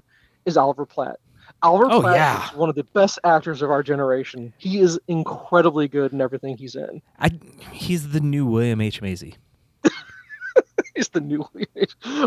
He's just good. He's just always Here's a movie I love that no one else loves. It's a guilty pleasure because I just pulled it up. Executive Decision. Do you remember Executive Decision? Oh yeah, that's Steven Seagal and mind you, Seagal's barely in it. Oh, I know, but they sold him as the main star. No, that's a Kurt Russell movie. It is Kurt Russell in that movie. But they sold Seagal. He's so good in that. Yeah. But Oliver Platt's so good in that as a again, he's never the main actor, really the main actor, right? But in that movie, dude, oh my God, he's so good in that movie. Yeah. Oh, I'm trying to look at his filmography here. A little X-Men First Class. He's incredible in X-Men First Class. I love his small little role in that. Yeah. Benny and June. Oh, that's one of your movies back in the day. Yeah. Benny and June. Flatliners. Oh, he's incredible. That's one of his best roles, I think, ever. Flatliners. And say what you will, I'm a fan of the '93 version of Three Musketeers with him and Chris O'Donnell. Well, Chris O'Donnell, but no, Kiefer Sutherland. Oh yeah, one I was thinking of. Yeah, Kiefer Sutherland. And Sheen's in it. Charlie Sheen's in it. Talk about a mismatch of. Look at. All right, hold on. Bear with me. You ready for this cast? This cast makes no sense. Kiefer Sutherland, Charlie Sheen, Chris O'Donnell, and Oliver Platt. Tell me that makes sense to you. Yeah. It makes no sense. But it's got Tim Curry, which Tim Curry's amazing and everything. Yeah. Here's a name you won't ever know who he is unless I tell you in a different movie. Michael Wincott. You know who Michael Wincott is? Yes. I know the name. I can't think of what he's been in, though. You need to think of Robin Hood, Prince of Thieves. That's the main one that you're going to think of him from. Oh, and also the Crow. He's the brother in the Crow. Okay. It's the weird brother sister. I don't know if they're incestual or not, but they seem very much so. Yep. And then your main, it's the Milady de Winter was Rebecca De Mornay. That's how 90s this movie is. Rebecca De Mornay was one of the main women. I don't know how we got off on a tangent about Three Musketeers, but I like it, Jay. I'm a fan. And to go from there, Madeline just watched Batman and Robin. Oh, she put herself through it? Yes. Why would she do that to herself? Because she's a Batman completist and wants to see them all. Oh my God. Well, she did it to herself. No one forced her to. I was like, what'd you think? She's like, it was bad. I was like, I told you. I warned you. It's awful. And hey, I'm gonna give this one as well. Oliver Platt was Jimmy the King in Ready to Rumble. Yep. Come on now, give it up. So ridiculous. God, David Arquette, world champion. Right, exactly. So, all right, sorry. So you were on something. I don't know how in the world we got off on that tangent. My bad, dude. Yeah, we went from the Bear to Royal to Rumble, or Ready to Rumble. Only we could do that, Jay. I know. Only we could do that. Thank you. I'm very proud of what we just accomplished. So, all right, other stuff I finished. I watched Eric on Netflix. It's Eric on Netflix. It is Benedict Cumberbatch. It's set in the 80s. He works on like a kid's Sesame Street type show, and his son gets kidnapped. Interesting. And it was 6 episodes, about an hour apiece. Definitely interesting. Must watch. I don't know. Yeah. He's like a drug addict, and like these puppets that he's created like talk to him. Mm-hmm. And that's really weird. Yeah. But he's like on a coke bender in the bathroom, and one of them's in the stall with him. Okay. So. Oh, and can we go back to the fact that you start off with a documentary? I would like to point out that your review of Movie Pass. Yeah. I watched it that night. Yeah. I literally turned it off what we were doing, and I went upstairs and I started watching it. Yeah. What a great documentary. Oh, I know. And I just don't remember it because I'd never tried it because I don't think I was at that time in life where I don't think we were going to the movies that much to justify getting a Movie Pass. So definitely missed out on it. And once you start getting, like, I'm thinking about the business model, it never made sense. It was never going to work. No. Unless you had the production companies basically saying, let them go for free. Yeah. And how are you going to make that work? That makes no sense. And the fact that MoviePass still exists to this day, because I looked it up, at the end of the movie it goes, he's still working on it. Yeah, you can still get MoviePass, but it still makes no sense. Yeah. There's so many restrictions to it. I still don't understand. I still have no clue how it was ever going to work. Yeah, I don't either. It seems like a Ponzi scheme is really what it seems like. Kind of.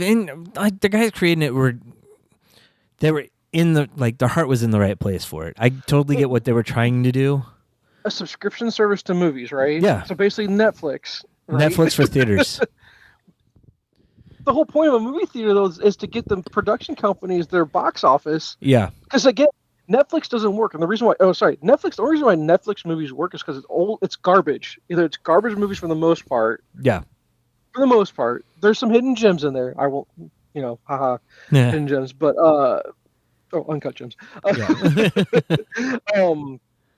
For the most part, it's all old movies, or at least they've been out and then they come out to Netflix, right? Yeah. So it's blockbuster for home. Totally get that. That makes sense because the production companies have made their money from the movie theater. Yeah. Getting a subscription service to the movie theater, I don't think that would never would make logistical sense to me. Yeah. It just didn't. I'm watching this going, I'm thinking about it. They were having to buy like Visa gift cards or something like that. Prepaid gift cards. It just doesn't make sense. Yeah. And I guess what they were hoping for, I guess the model is supposed to be kind of like, if they don't use it, that's how we make our money or something like that. Because they're banking on people.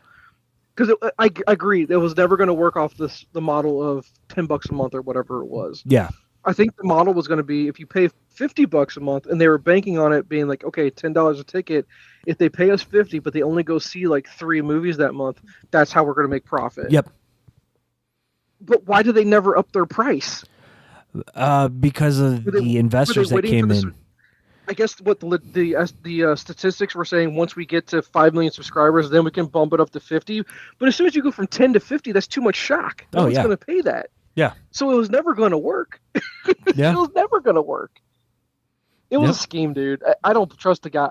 I know you felt for those two guys, but the whole time I'm watching it, I go, no, they're scammers, dude. I don't even care if their heart's in the right place. It would never work monetarily. It just never did. I was like, you guys are scammers somehow. I don't get it. It never made sense. Yeah. But no, it was a great documentary. Regardless. It was. Sorry, I don't. No, not to take away from the fact that you recommended a great documentary. That was a great recommendation. I'll give you that. Yeah.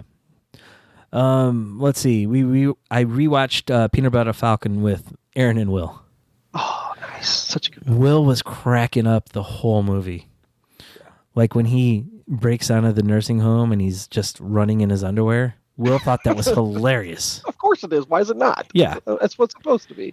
For sure. No, great movie. Love it. We finished Schitt's Creek. So good.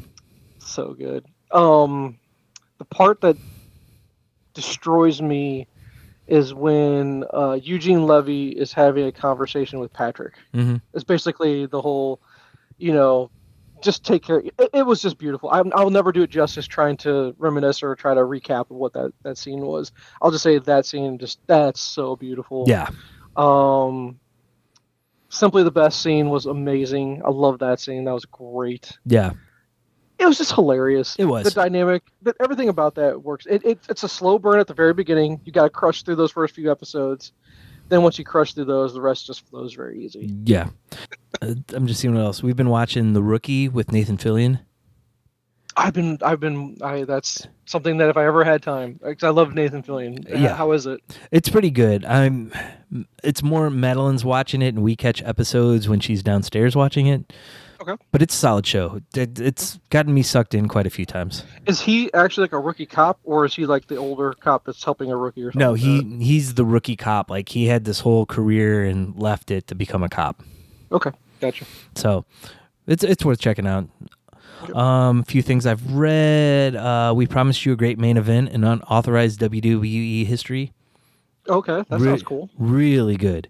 And the author is very tongue-in-cheek about things, and he just lays into them at times for things they've done. But I've actually just finished Dark Side of the Ring today, and the last episode was kind of Vince taking over mainstream wrestling. Okay. And it kind of tied into a lot of the stuff from the book. But how are you watching? Is it on Hulu? Yeah, I think it's on Hulu. I'm actually doing it. I use my mom's DirecTV, and so I've just bookmarked it. So I just go in whenever I want. Is it through Vice's own channel on their website? Yeah. Okay, gotcha. Yeah. Okay. So, but man, he talking about like the Hulk Hogan era, like looking back on it now and how he was so watered down in WWE. But if you watch his matches in Japan, he like had a whole moveset that they never let him do in WWE.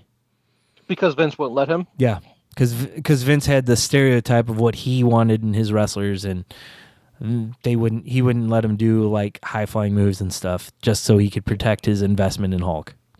Which I get that, though. I do, too. If you're Vince. Yeah. It's the back that built the billion-dollar company. Oh, yeah.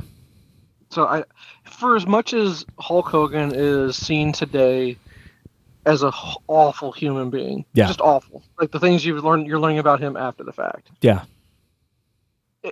it's like you say, never meet your heroes kind of thing, right? And I was never like I liked Hulk Hogan enough, I guess, as a kid, but he wasn't really I wasn't into wrestling enough in the '80s for him to be my guy. Yeah. Who was my guy going like as far as this is where I started to love wrestling? I was a Bret the Hitman Hart kid. Yeah. Because he was more 90s. Yeah. Very early 90s. So I was an Undertaker kid and a Bret kid. That's who I was. I always Hulk was just after my time, or he was before my time, really, to be honest with you. Yeah, I did watch it in those times, but I like Piper better. Mm-hmm. When Shawn Michaels turned on Marty Jannetty, that was just crushing. Yeah. That's another one, Shawn Michaels. I mean, it was where wrestling, like, guys like, it was shocking knowing as what we do about Vince was guys like Bret and Shawn should never have been superstars. Oh, I know. Because they weren't the prototypical guys. They were too small. Way too small for it. But they were too good to not. You know what I mean? Yep. What I also find, I wonder if he goes into the... were you the one that sent me that about Did I not share it with you about Ultimate Warrior's ransom letter to Vince, saying he wasn't going to wrestle at, I want to say, SummerSlam. Like, he was going to refuse to come out unless he started paying him as much as he was paying Hulk. Yeah.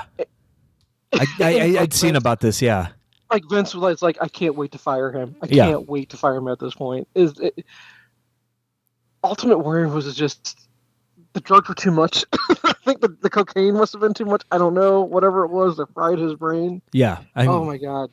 Man, yeah, it's one of those things, looking back, he's at that same level as Hogan. Yeah. Well, Ric Flair hasn't quite gotten there yet, but he's getting close. I know, right? But I think the main thing to take away from the whole thing was Vince was basically going to write back to him, I wish you were as big of a star in the real world as you are in your own mind. Yeah. Because you're not. You're just not.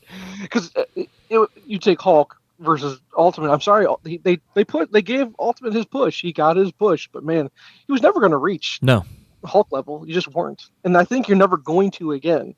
Yeah. I mean, could you argue there's another superstar that's as big as Hulk was at that time? I don't know. Maybe The Rock at his height, or Austin. Maybe Austin. I'll give you Austin over The Rock, to be honest with you, because there were some people that just didn't like The Rock. Yeah. But they always liked Austin. And Austin didn't really ever have a long heel run because his character was the anti-hero. You know what I mean? So he could be a face while also still being a heelish kind of character, but he just never was. Yep. Yeah, good call. Maybe Austin. But I mean, Hulk was just put on a different level. And so say what you will, he still was important. He still is an important piece of history in wrestling history. Yeah. But no, that sounds like a really interesting book. No, it was really good. I really enjoyed that one. And then just finish up with a couple of James Robinson things. I read a Scarlet Witch book he did. It was 12 issues. It came out after Young Avengers, and it was kind of Wanda traveling to fix magic. It was a really good book. They pulled a little bit of WandaVision from that, and then the Agatha show coming out. Looks like they're going to pull from it too. Oh, so is that why you kind of searched this book out because of that? I picked it up back when WandaVision was on, and I just never got to it. And so I took it with me on our vacation. Is it on the app? Oh, yeah, it is. Okay. Yeah. And then I picked up the Starman Compendiums, volumes 1 and 2.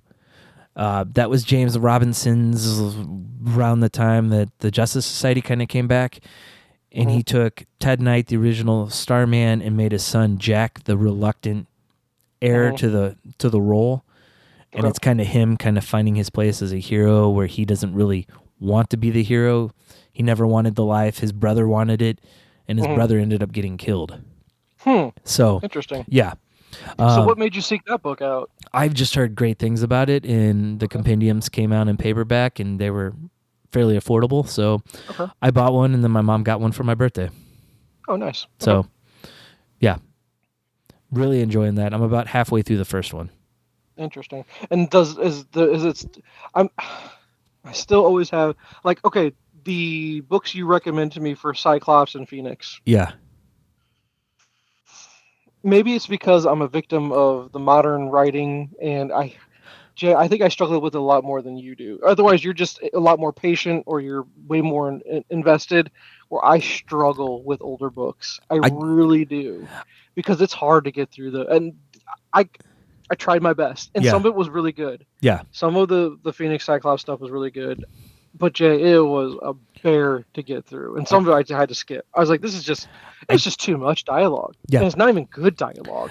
Yeah, because the 80s, 90s style was explain the whole thing through text rather than relying on your artist. Yeah. Okay. Because there's a lot of books that have been that way for me. So is the Starman book a lot like that, or are you able to find a good balance between the two? There's a good balance between the two. Okay. It's just anything that's older, I always have with I just go, I know it's important. It sounds amazing. I almost enjoy your recaps more than actually reading the book. Yeah. So, because sometimes it's just too much to get through, and it's just it's just drivel at some point. I'm like, guys, just get to the point. My God. And you have to repeat everything over and over and over.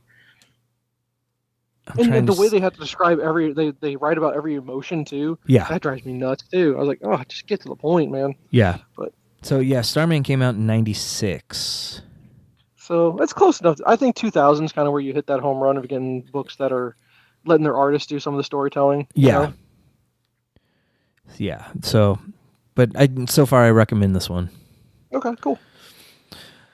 And then yeah, that's it. That's it. Okay. I already told you about what I read. For the most part, there. I did want to recommend a book that you would. I don't know if you ever heard of it, if I ever recommended it, or did I? Maybe I hit on it in a previous episode. I don't know. I was able to find a used copy on Amazon, pretty damn cheap. Mm-hmm. It's a book called Fade from Grace. It's an image book by Gabriel Benson. I don't know anything else he's ever written, but dude, this book is fantastic, and I think it's a shelf book for you. Okay. I think you'll read it in about an hour, if even that. It's a super fast read. The artwork I love the artwork. Story's pretty simplistic, but it's still a beautiful book. The story's beautiful. Okay. I don't want to tell you too much about it. But God, it's different. It's different, and thank God for Image, right? Just so that we can sometimes get books like that where you would never get something like that from Marvel or DC book. Yeah. Highly recommend it. See if you can get a copy of it cheap enough. I sort of got it, didn't pay much. Mine was from a thrift store of some kind. Cost more for shipping than the book itself, I think. Yeah. The book, you know. Yeah. But yeah, Jay, I don't think you'll be disappointed if you get it to your shelf. And if you did, like I said, as long as it's cheap enough, I don't think you'd be too upset about it. So, yeah. That's what I've read besides the Justice League book I told you about, and kind of where I'm at with my Batman run.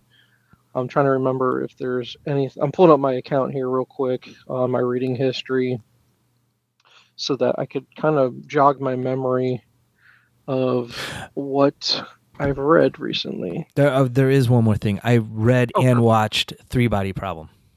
Oh, okay. Oh, you were able to read that book and get through the show? Yeah. I've been working on the book for a while. Okay. I was kind of underwhelmed with both of them.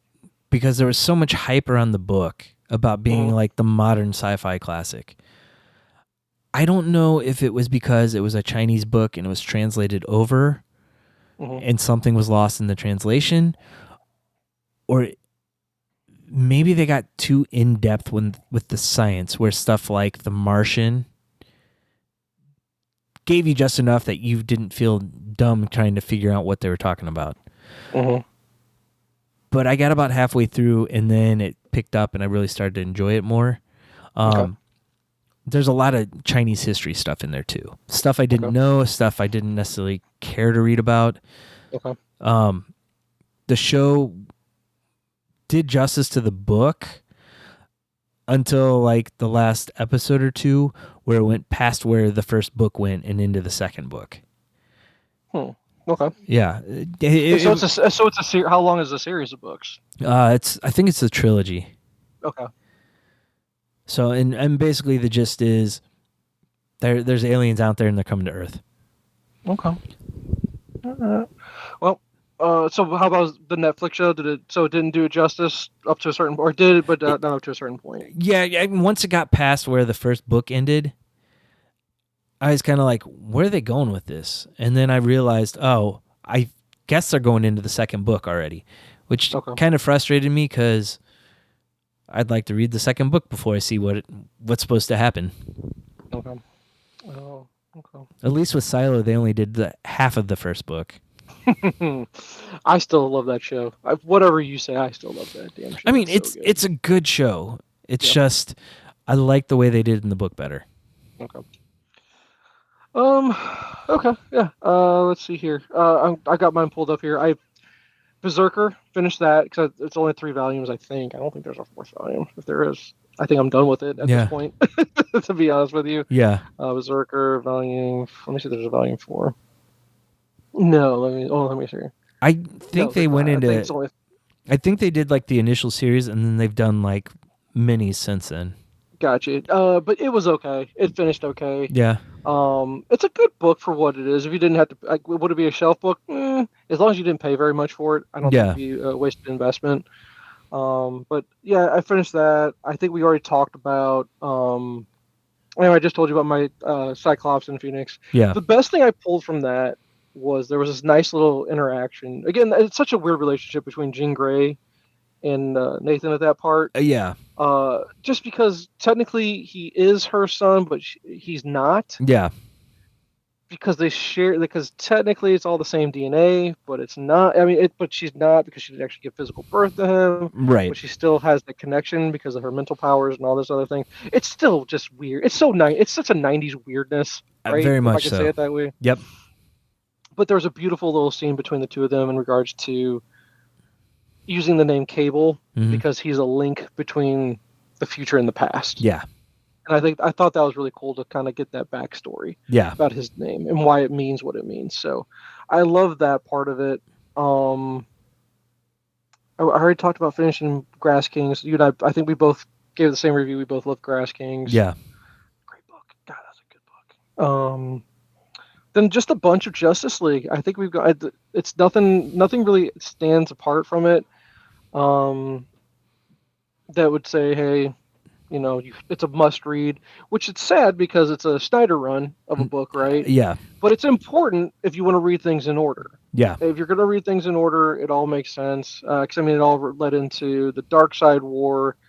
There's the Justice Doom War. Lex has a pretty cool story and all that stuff. You've got the Source Wall, which it gets into the weird stuff of DC. Once you get to the what is it? The Anti-Monitor, and the life equation and all that stuff. Yeah, it gets weird, but I'm like, yeah, that might actually be right up your alley. To be honest with you, as far as weird DC stuff. Joker War, I really enjoyed that. That's then you got the James Tynion run. I'm trying to remember. I wish I could find a synopsis to kind of jog my memory about their Dark Designs. Was the first volume in his run. Just lots and lots of Batman. What sucks about Tynion's a great writer. I like Tynion, but what the fact is, his runs aren't memorable. Like you and I are going to be able to talk about the King run. Yeah. And here's what's important about the King run: the Snyder run. We could talk about the Snyder run. Yeah. I don't know if I could do that with Tynion. He writes a lot. Like he's a volume. Like he is a workhorse for them. Is kind of how I look at him. Yeah. He's. I hate to say it because it's almost an insult to him, but I don't mean it as an insult. He's almost a filler writer. Well, he's given the other folks time to build their stuff. Yeah, I could see that. The only thing is, I like his creator-owned stuff a lot more than his existing character stuff. Sure. But I did enjoy his run on Detective. Okay. And I did too. I thought it was great. Yeah. I'm not disagreeing with you. I just, if you let it sit for long enough, could you try to think back and go, okay, as soon as I say Tom King run, what are you going to think? Bat and Cat. Yeah. Right? I say Snyder run, you're gonna think Death in the Family, or Court of Owls. Court of Owls. Sorry, Court of Owls. All that. It's all part of it. So they have those definitive. That's what's happening, and almost the same could be said about. I'm looking right now at some books here. Peter Tomasi. I love Peter Tomasi books. I think he's an incredible writer. But can I go back and say, hey Jay, name me a Peter Tomasi run on Batman that really stands out? Yeah, I haven't read much of his stuff, so I don't know if I could. Now, mind you, Peter Tomasi did Super Sons. Yeah. So I could go there. Yeah. That could be like why he hinges on. Are you I don't know. And again, it almost sounds insulting, but I'm not trying to be of a filler writer to get to the next big runs. Yeah. Because their runs aren't always super long. Versus Tom King's Batman run is what? Like 12 volumes or something like that. Does that sound about right? 13? Yeah, something along that line. That's a hefty run. Yeah. That's a good long run.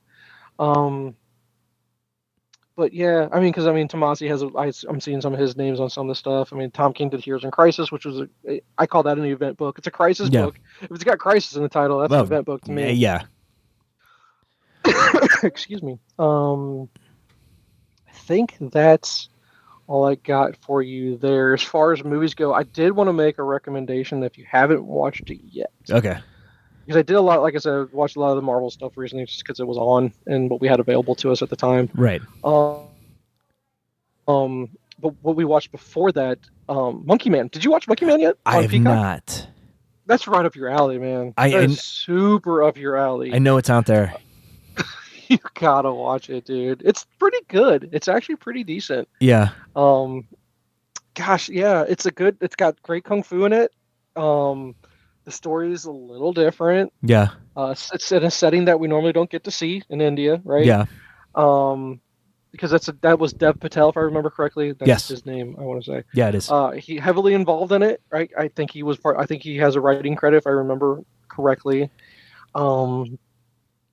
Just not your normal action hero guy, and he pulled it off amazingly. His kung fu work was great. All of his martial art work was fantastic. Nice. So definitely recommend that. It was one Jen watched, and she's like, "Yeah, no, it was not as bad as she thought it was going to be because of the stupid title." I was like, "You have to agree, it is kind of a dumb title. It is dumb enough that it sticks out that people want to watch it." Oh yeah.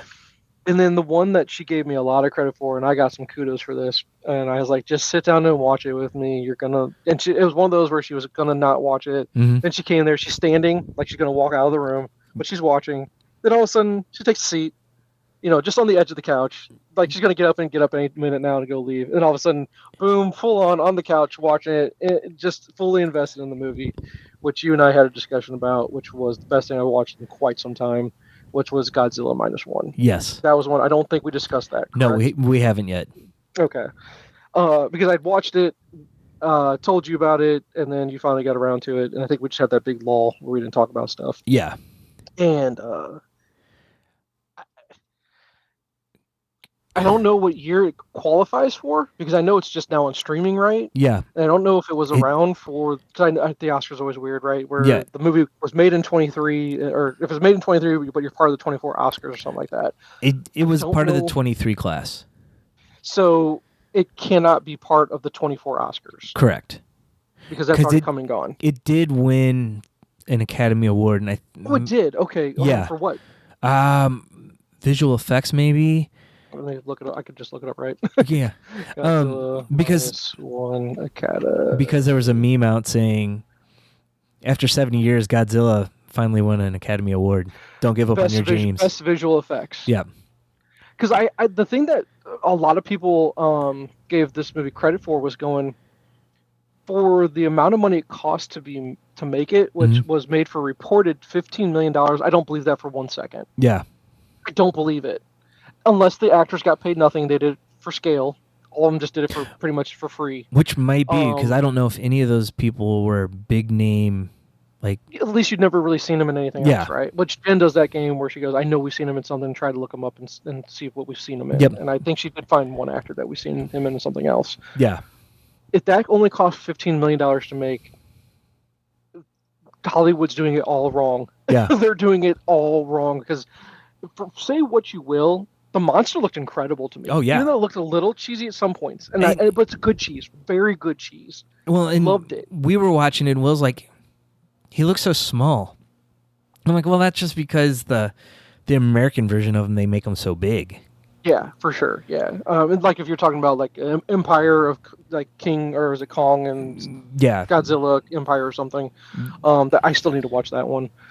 That's what was on HBO all the time. I think that's the push movie right now. Yeah. I'll have to look it up. What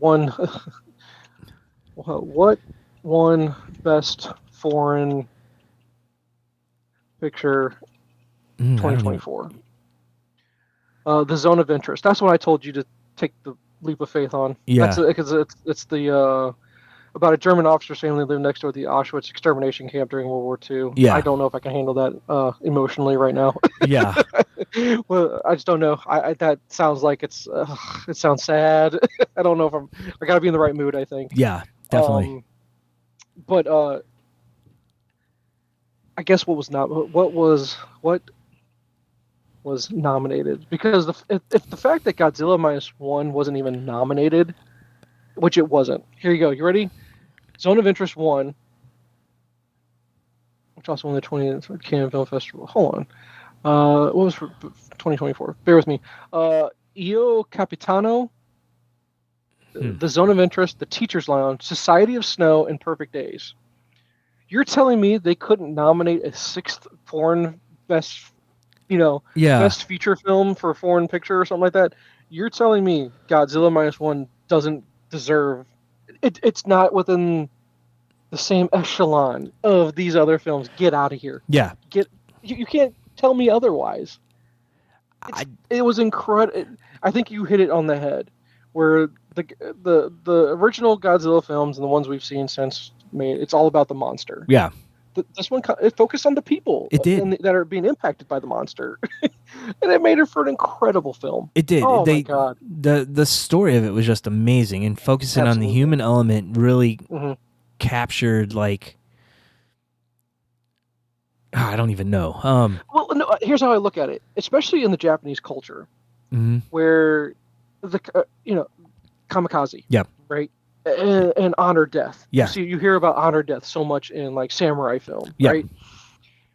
And the fact that this guy has to struggle with the fact that he had a moment of cowardice, and how to live with yourself through that moment of cowardice and it's an impossible decision. The government expects me to just kill myself. Yeah. As part of the war, part of our honor, just because that's part of our culture. I mean, it hits on culture, government, sacrifice, masculinity, femininity is in that movie as well. Survivor guilt. Survivor guilt. Thank you. Yeah, for sure. I mean, this is just one of those movies that it hit on everything. Yeah. Just about almost every human emotion you can think of. Yeah. Family. What's it mean to be family? Yeah. Love and marriage. How do you base, your decisions on love and marriage? Especially in a culture like that, where tradition is such an important part. The devastation of the war and what it had in regards to, they were living in shanties that, rain falling through and having to find work. The economy is destroyed because the world was destroyed, for them. Yeah. Wow. Just a Godzilla movie captured all of that. Yeah. And made it fun too, because the monster was fun. It just was. And the monster was, it was a cool monster. Yeah. I think that gets left out of it sometimes too. The fact that we could praise it for all these other things that touched on from the human emotion part of it. But $15 million to make that good of a movie. Wow. I hope it made all the money. I don't even know how much it made. Let me see.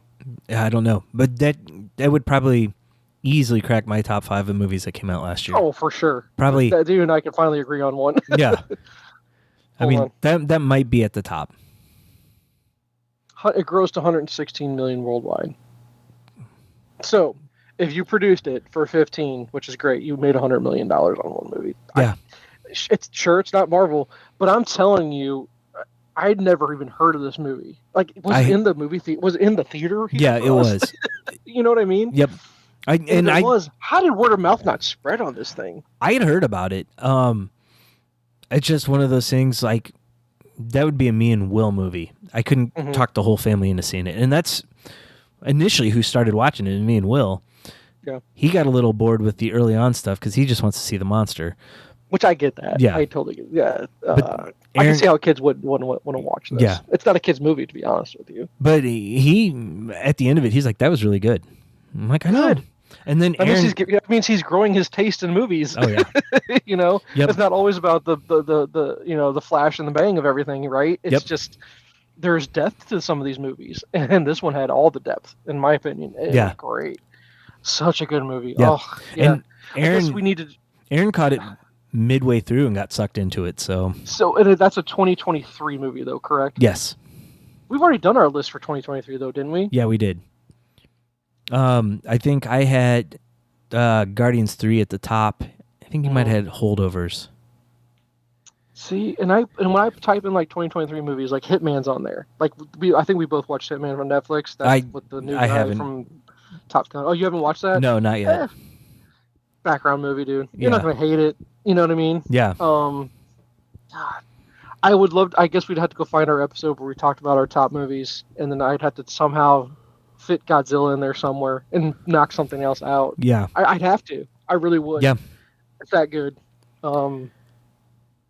think that's all I got for you then. I don't know. I don't think I didn't do a good job of recording what I've watched. Yeah, I haven't either.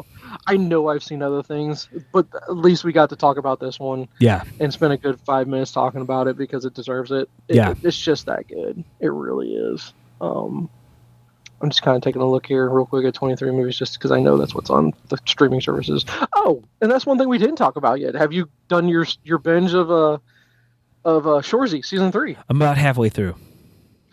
It's still Shoresy. It's so good. It is. I love everything about that show. It's so good. Yep. Oh, and thank God. I won't spoil it. Never mind. I'll just say thank God. Okay. I'll leave it at that. I did have one more. Okay. I showed the kids the original Knives Out. Oh, yeah. No, that's enjoyable. For sure. And they really got sucked into it. And then we watched Glass Onion, which is enjoyable as well. It is. It's so good. I'll never say they're the best movies, but they're very enjoyable. Sure. I mean, you're captivated the whole time trying to figure out what's going on. Oh yeah, no, I got you on that. I just don't.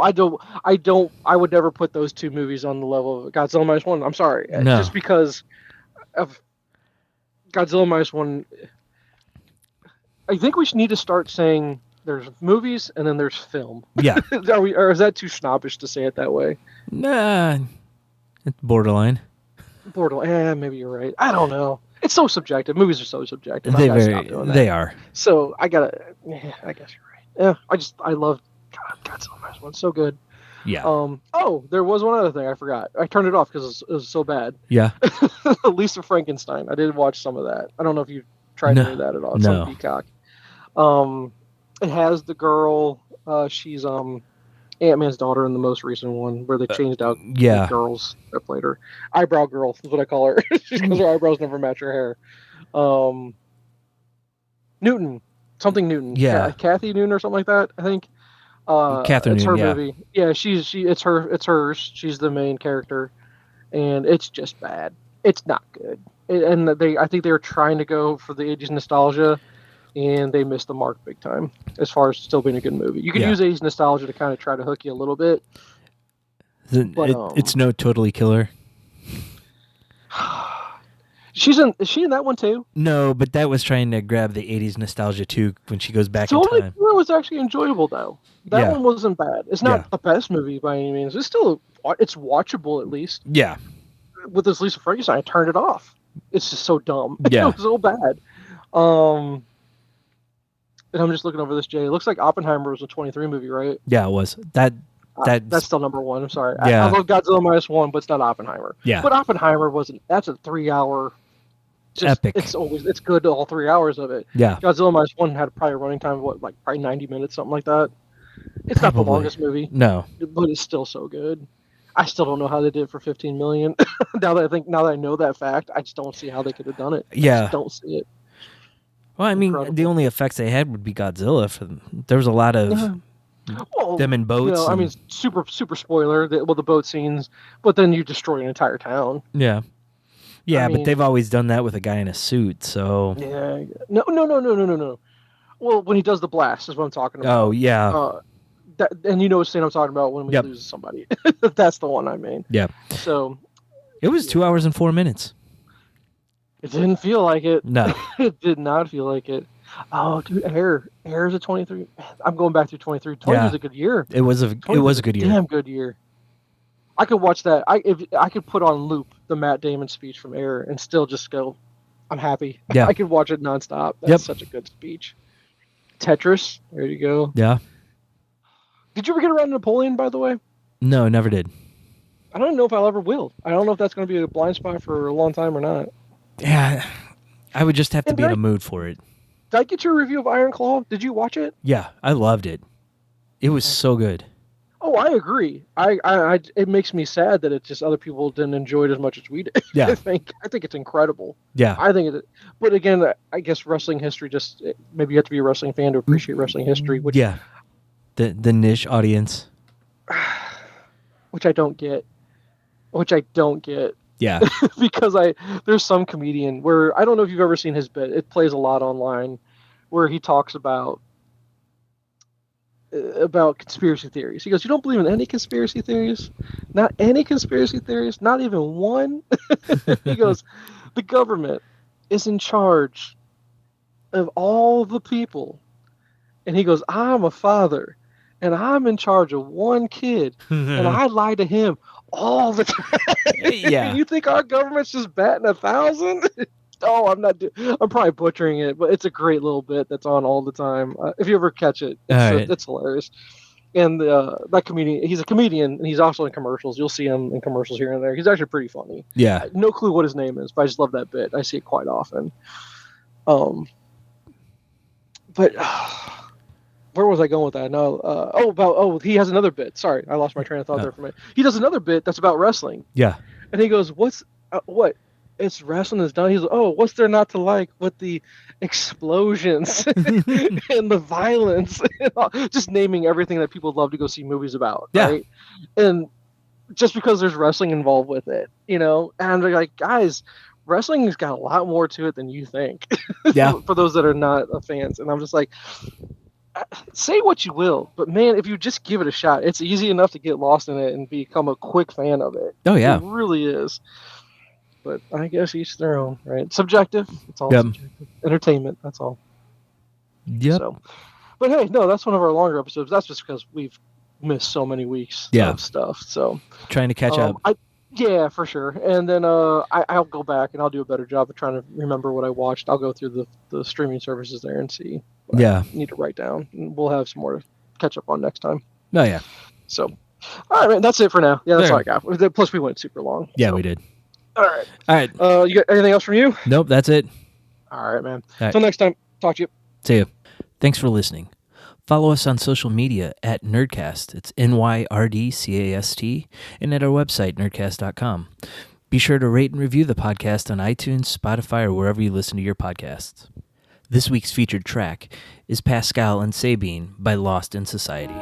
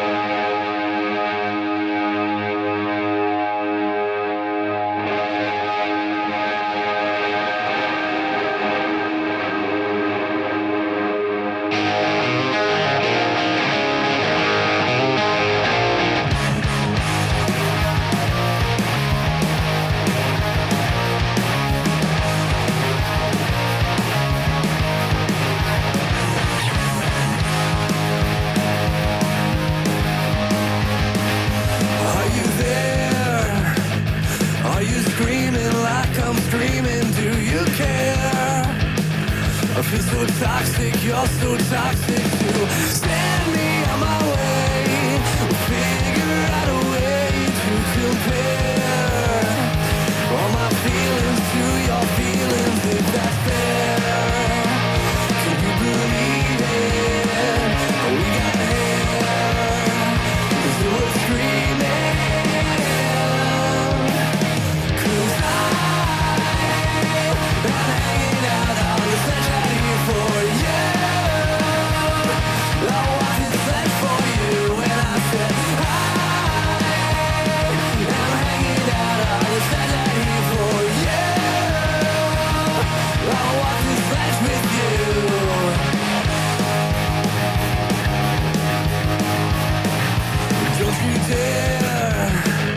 Let's explore these feelings, I just hope you care. It's not so toxic if you're toxic too. Stand me